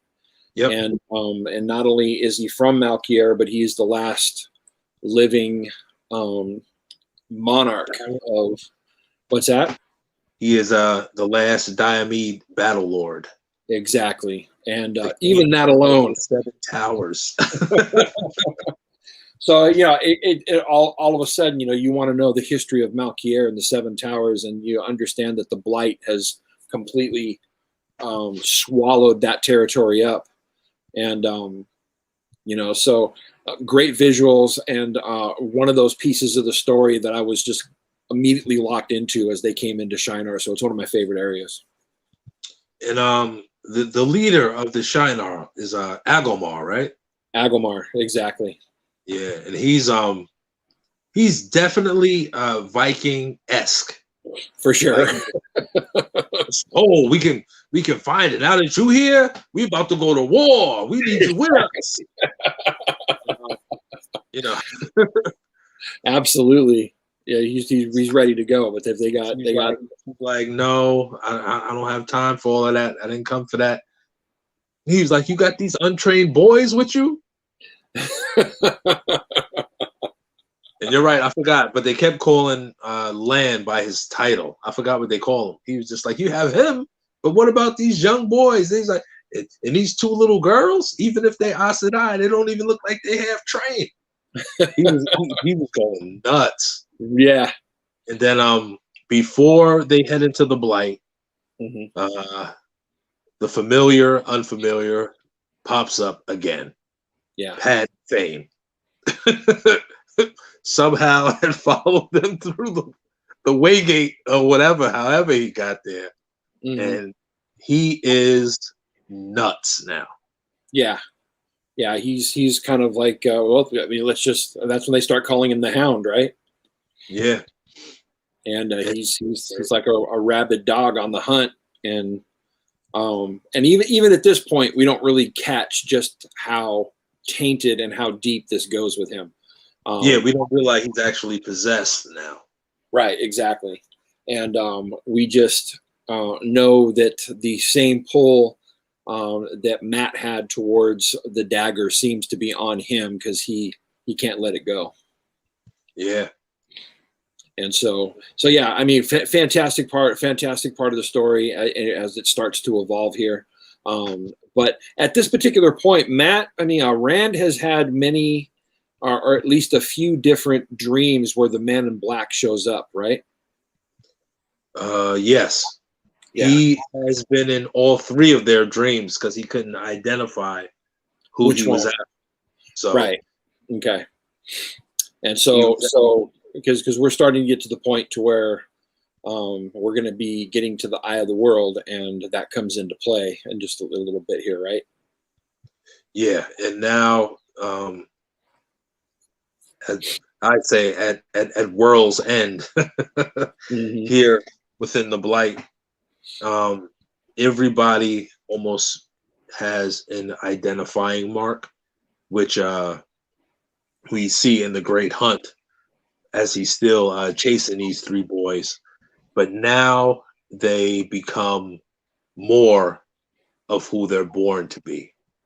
And as they go into the blight, they have an escort that only takes them right to the border of the blight, where the foliage and the landscape and the weather itself begins to change. It gets exceedingly hot. The trees are dying. They're even moving, and they find out that yes, the trees are alive. If you get too Right. close to it, it will chop you up and eat you. It will attack you. And they're going and they're like, what's that rumbling? Why is all, and all of the trees that they thought would attack them or whatever, and they get to a point where the trees are just going insane, like everything's trying to eat them. And should I read this? Yeah, I'll read it. My boy Matt is much more connected to history than anybody thinks. And the trees are coming, and Rand has his heron mark blade out, and he's chopping the tree limbs off of the trees, and Nynaeve is throwing fire. I mean, Moraine is throwing fire, and the girls, they have their little belt knives out, and they're screaming, and Perrin's hacking away with his axe, and of course, Lan and Mandarb, his horse, is doing their thing. So, But this Matt, isn't this. huh? What did you say about Matt? Matt Coffin has a bow and arrow. And as he's shooting these bow and arrows, I believe Perrin is just growling like a wolf. Rand is yelling Manetheren, and Matt begins to yell also. Yeah. There's, Yelling out in the old tongue, right? Matt too was lost to the present. Karian Kalzadar, he shouted as he drew fletchings to cheek and loose. Kari Alasande, Al Alasande, Mardero, Dange, Pas Dongwe, Kawayal, El Alasande. You gotta love it. And Absolutely. I know one part of that, I believe it's Kari Al Alasande. He was saying glory to the Red Eagle. To the Red Eagle, exactly. Which I'm like, I mean, when he starts spouting the old tongue and fighting and stuff, I go crazy. Yeah, it's definitely a nerd out moment, man, because especially when you find out what all that means later on. Yeah. Man.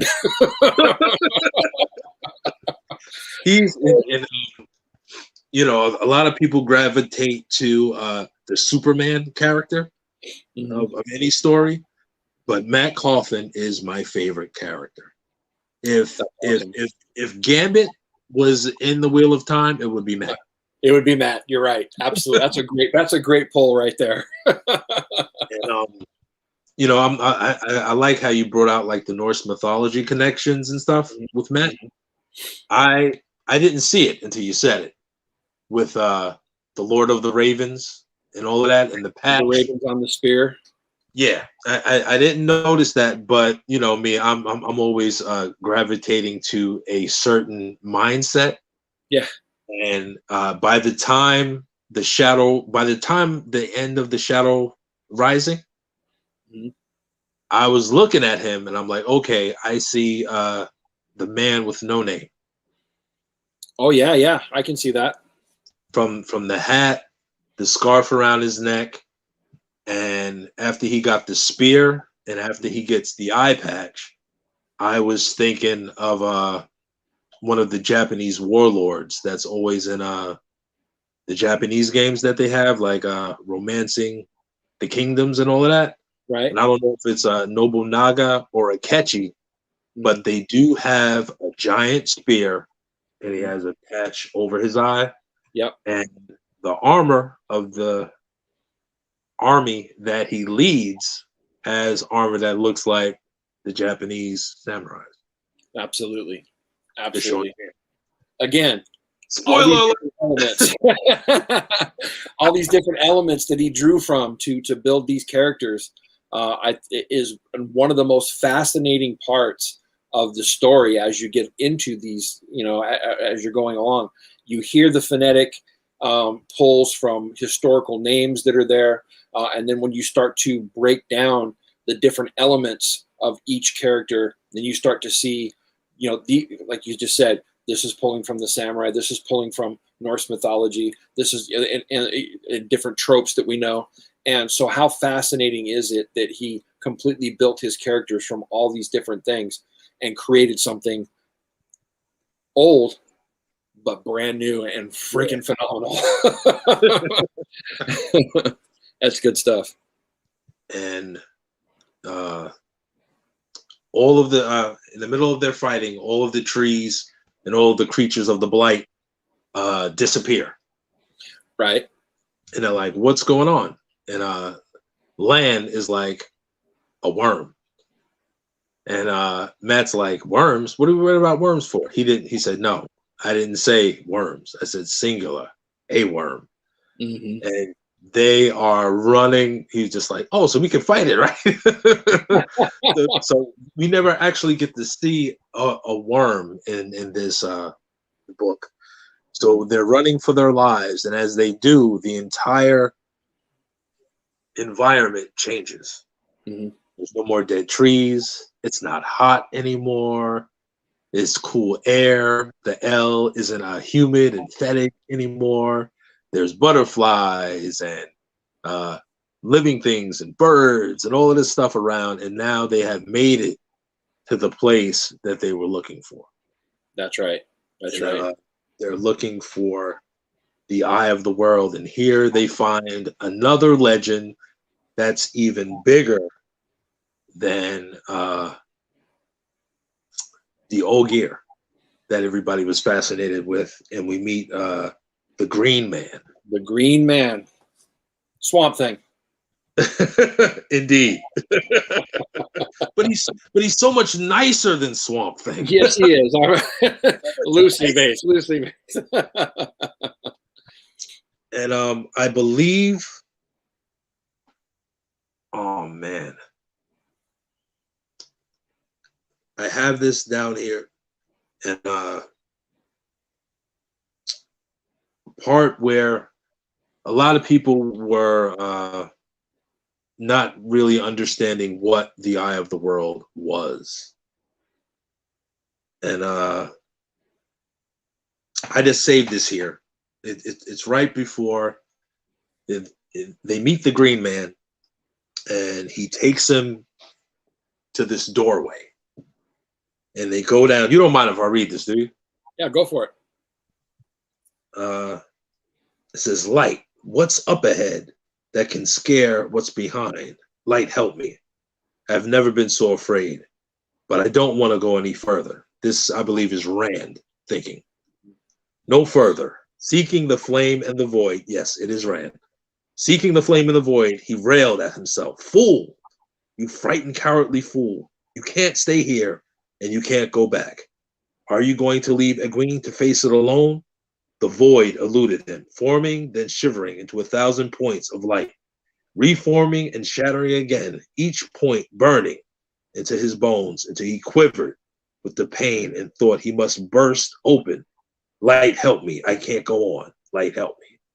And that moment, even though he couldn't form the void, the eye of the world was trying to connect with him.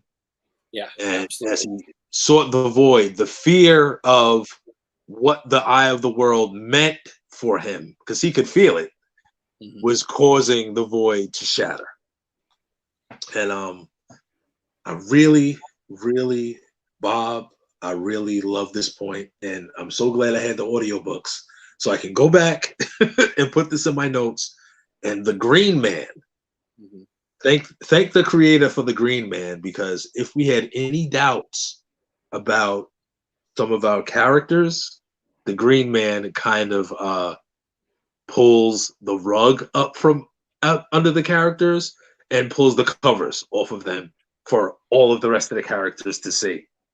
And he studied the others just getting onto their horses, and his eyes lit on Perrin. This is the Green Man looking at Perrin. He says, "A wolf brother. Do the old times truly walk again then?" Blew his whole spot up. It's like, follow me as I take you to the eye of the world. He's the wolf brother. First time we hear that term. Yeah. Suddenly, the Green Man spoke to Rand. "Strange clothes you wear, child of the dragon. Has the will turned so far? Do the people of the dragon return to the first covenant? But you wear a sword. That is neither now nor then." And we won't understand this until book 3, The Dragon Reborn. Right. But we get a nice glimpse into the future, and just the fact that he called him the child of the dragon. Child of the dragon. So I mean, there's no doubt now. We're thinking the Dragon Reborn. We're thinking Louis Theron, but Right. the Green Man means something else, which is so cool. And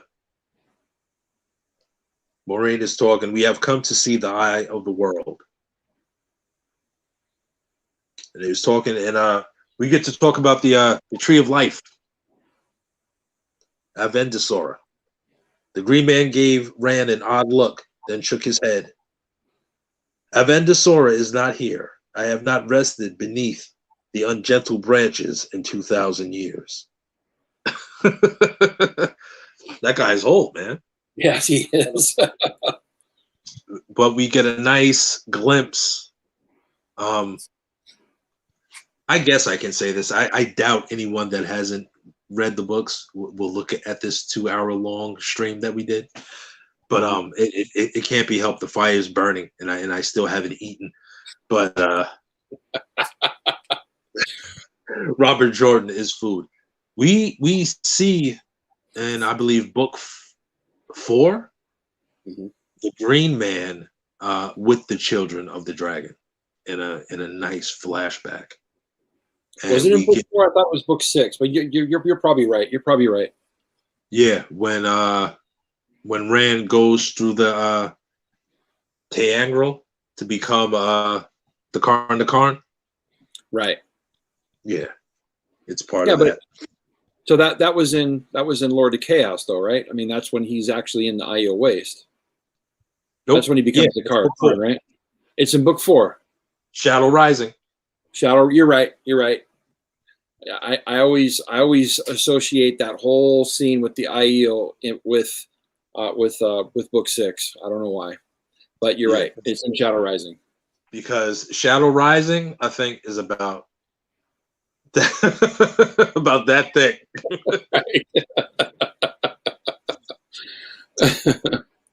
And now I guess we're about to get to the last crescendo of this story. And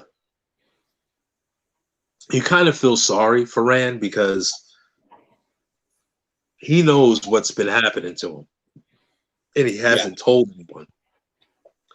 And Moraine suspects, but she still believes it might be one of the 3.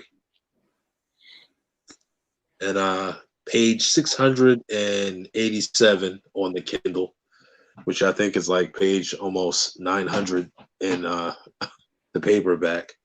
And the corridor opened into a vast dome space, the rough living rock of its ceilings dotted with clumps of glowing crystals. Below it, a pool took up the entire cavern except for the walkway around it, perhaps 5 paces wide.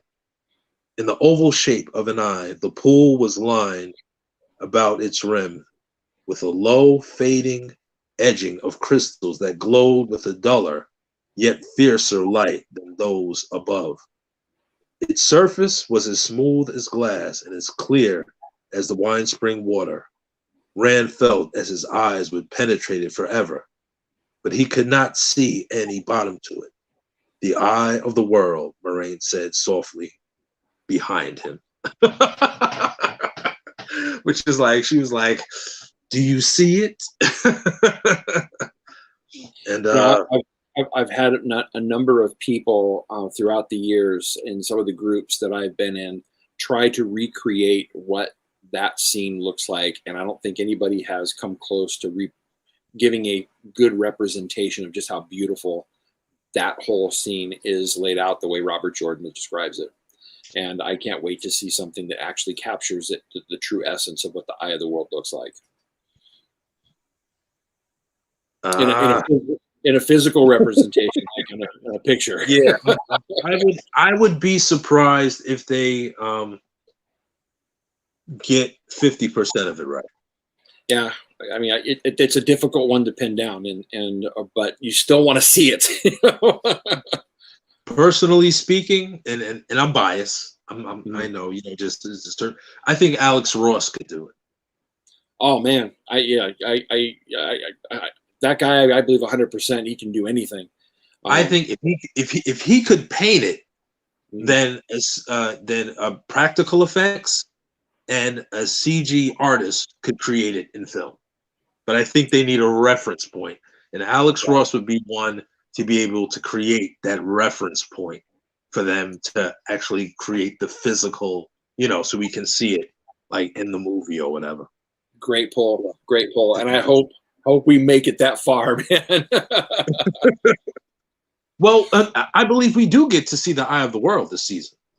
So are we containing season 1 as to book 1? Because that would be amazing. They said it's going to be book 1, and there will be smidgets of book 2 and smidgets of book 3 in it. Wow. Okay. So we're going to get some type of representation of it. You see me scratching my head, right? Yeah, I do. I mean, stop praying. Right. So now we see the beauty of the Eye of the World. But obviously one of the 3 is more apprehensive than the others. He's like, what is it? He demanded, and was shocked at the hoarse harshness of his voice. It might be called the essence of Sidene. The Ashida words echoed round the dome. The essence of the male half of the true source. The pure essence of the power wielded by men before the time of madness. The power to mend the seal on the Dark One's prison, or to break it open completely. Here we go. And Rand loses it.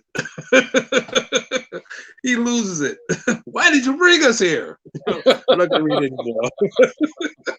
He Don't you know loses I'm it. trying to run from this? And it's so funny because, you know, parents just like, I got enough problems. Right. And Matt with the dagger is like, I have enough problems. And Rand is like, why did you bring us here? He's just like, it's him. Yeah. It's him.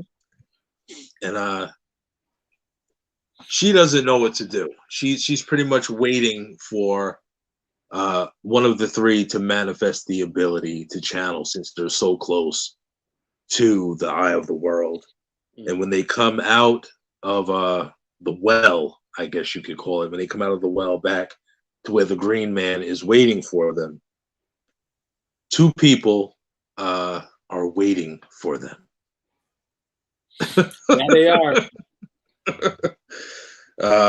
Two of the Forsaken who should have been bound with the Dark One, Agenor and Balthamal. Yeah.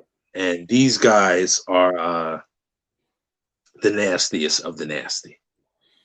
And I think partly that is because they were sealed so close to the border that they actually aged. Right. And they Right. are set that they aged. But to see just how powerful they are, and the fact that they also, even though they are the Forsaken, they were able to grasp some of the power that was coming from the eye of the world. Sure. And I think it was Agenor who he had the strips of cloth over him or whatever, and he was all nasty and old looking. That as the fight went on, they started fighting, and they were just pretty much swatting everybody else. Nynaeve got swatted, Egwene got swatted, Moraine was the only one to be able to put up half of a fight. Matt and Perrin got swatted. Yep. And Agenor started transforming. He started regenerating the more power he pulled from the eye of the world. And Moraine like enveloped him in like a tsunami of fire. And Rand's looking at him, and he just kind of just walks out of the fire, swats Moraine, and he's like dusting the fire off of his clothes. And Right. Rand just takes off. He just flees. Out of here, bro. Which is so funny. It's just like, what are you running for? And I believe he wasn't running in terror of his life. He was running in terror of the ability to save his life. He didn't want to channel, but as he ran and he hears Moraine screams pretty much chasing him, he comes to the point like, you know, I don't know what I'm doing. And if he did that to Moraine, you know, it's better that I run than channel. And as Agenor runs up on him, I know he annihilates one of them like super quick. One gets Kinda annihilated, and the other one burns himself out, right? Yeah, he like no, the beautifulness of it all. The Green Man. That's right. Balthamel, with his nasty self, attacks the Green Man and begins to burn him up. So the Green Man grabs him and plants a seed, plants spores inside of him, and all the spores grow. And they said every thing that grows in a swamp or in a bog bursts from Bethamel's body, and it kind of it just eats him from the inside out. Right. And I was like, whoa, and like water bugs and everything and beetles or whatever just burst out of his mouth, and the Green Man kills him. Fantastic. Yeah, that's what I forgot about that. Yeah, the Green Man takes him. Scene. So as Agenor begins to regenerate by pulling the power from the I was about to call it the Well of Souls. Lord have mercy, that's a different book. But he starts to get power from the eye of the world, and Rand has no choice, so he now can see the cord of power coming from the eye of the world to Aginor, and he can see a black cord that connects Aginor to something else. He said, but although he can see it, he feels the light power, and he grabs a hold of it. And as he grabs a hold of it, he's starting to take power from Aginor, and this is the first time he channels like fully. Mm-hmm. And here we get a glimpse of the rebirth of Louis Theron Telamon for the first time, as he does it later in book 2. But as I reread this, I said, he's showing off again, Bob. He projects himself into the air for everybody to see him. So he kind of travels to where the Shinarans are fighting. That's right, because they can see it in the air, right? Yeah. And he's with his bodily, he's on the ground, but he's projecting himself across the sky. And he begins to annihilate Trollocs and fades everywhere, helping the Shinarans win this little battle that they were having. And he's pretty much had enough of Aginor, and he believes it's Beelzemon that he's fighting. You know, he's ignorant of the ways of the world still, believing that this moment is the moment that he's fighting the last battle. Right. And he creates a sword of light from the power of the eye of the world and cuts Aginor off from the Dark One and runs him through with That's right. the sword of light and pretty much passes out. Yeah.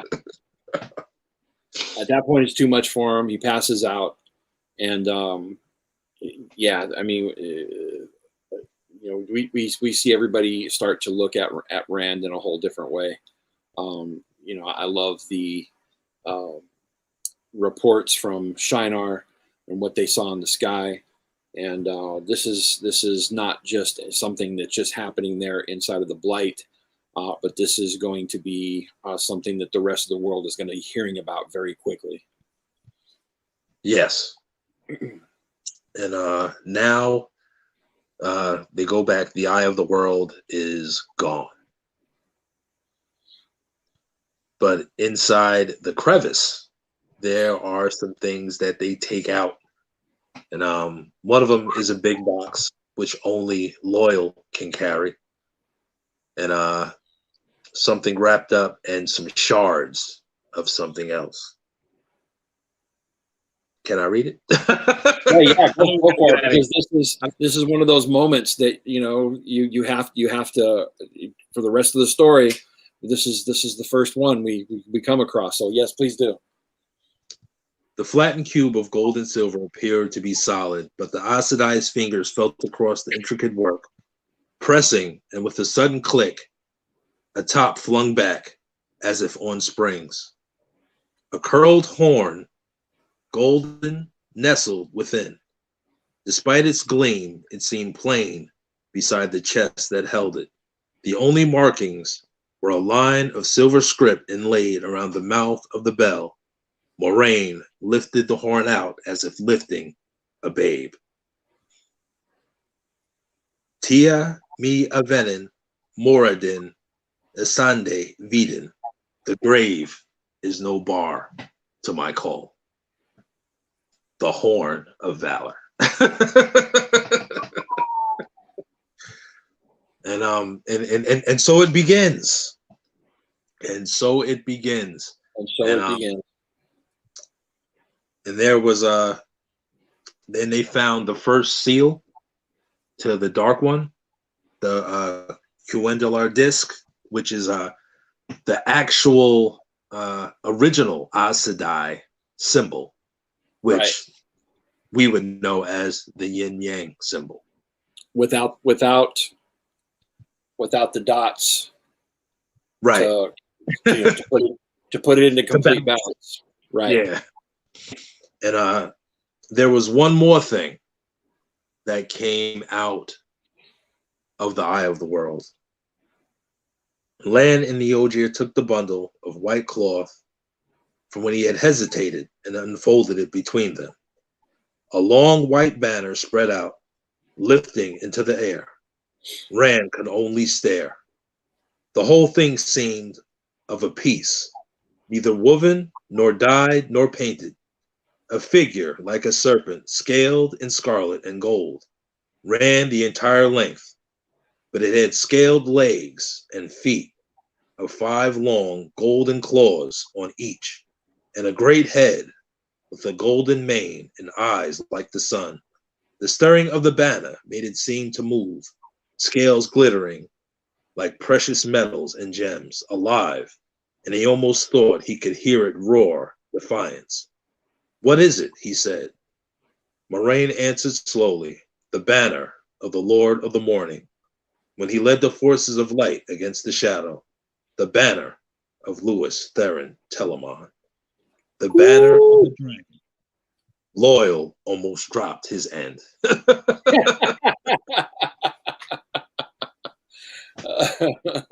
Like how that's punctuated there. But I mean, all of these things being revealed. I mean, first the horn. I mean, that's going to be the basis for the next book, of course. But understanding what that means and how legendary it is, and the power that it carries is pretty amazing. Since we know that it can call the heroes to whoever blows the horn, heroes from the past, heroes of legend, all the greatest warriors that you could ever think of inside of their history, including Arthur Hawkwing and another character we'll get into later on, of course, Bergette, and all these great characters out of history. And then you have the Quellandar, which is the part that I think chilled me the most, because we find out that the Quellandar is not whole, it's broken when they find it, right? And when he pieced it together, that's when they knew it was the symbol. It was the symbol, but the fact that the Quellandar was broken is indication that the first seal on the Dark One's prison has been broken. And that's probably the most chilling thing out of all this, other than the fact that as the seal is broken, the banner of the dragon has been found. And right. Oh my gosh. Oh, this is, I mean, we know what happens after this book, and we know what all of these things mean now. But when you're first reading this, you don't get the gravity of what these items mean beyond, of course, the breaking of the seal. You can feel the weight of it, though, and I think that's the most important thing about the writing. There is how much gravity is placed on these items, and so, oh, what a great telling! I love this. And before we end this, the book ends it so perfectly, and we really get a really hard glimpse of what Moraine is really about. And she is straight blue through and through. She's for the cause, for the cause, for the cause. Yep, absolutely. This is the last. This is the last sentence in the book, on the last chapter. Hit me with it. The prophecies will be fulfilled, the Aes Sedai whispered. The dragon is reborn. Whew. said by one of my favorite characters in the book. As many times as I've read this book, I absolutely love it. I love revisiting it. I'm glad that you had a chance to be able to listen to it on audio. I used to have all the audio books. I don't know. I used to have them all in like MP3s, and really? So I used to listen to them at work, and but I have no idea where any of those are at. But I definitely want to go back in and read the books one more time, especially the last three, since I've only read those once, and I definitely want to get myself reacquainted. Before the series, if we get that far in the series, that's my hope. But in the midst of this, I'd like to reacquaint myself. So after I read The Lord of the Rings here, before now and the end of the year, I'll be looking towards putting that time aside so that I can go back and reread the books. It'll take me a while.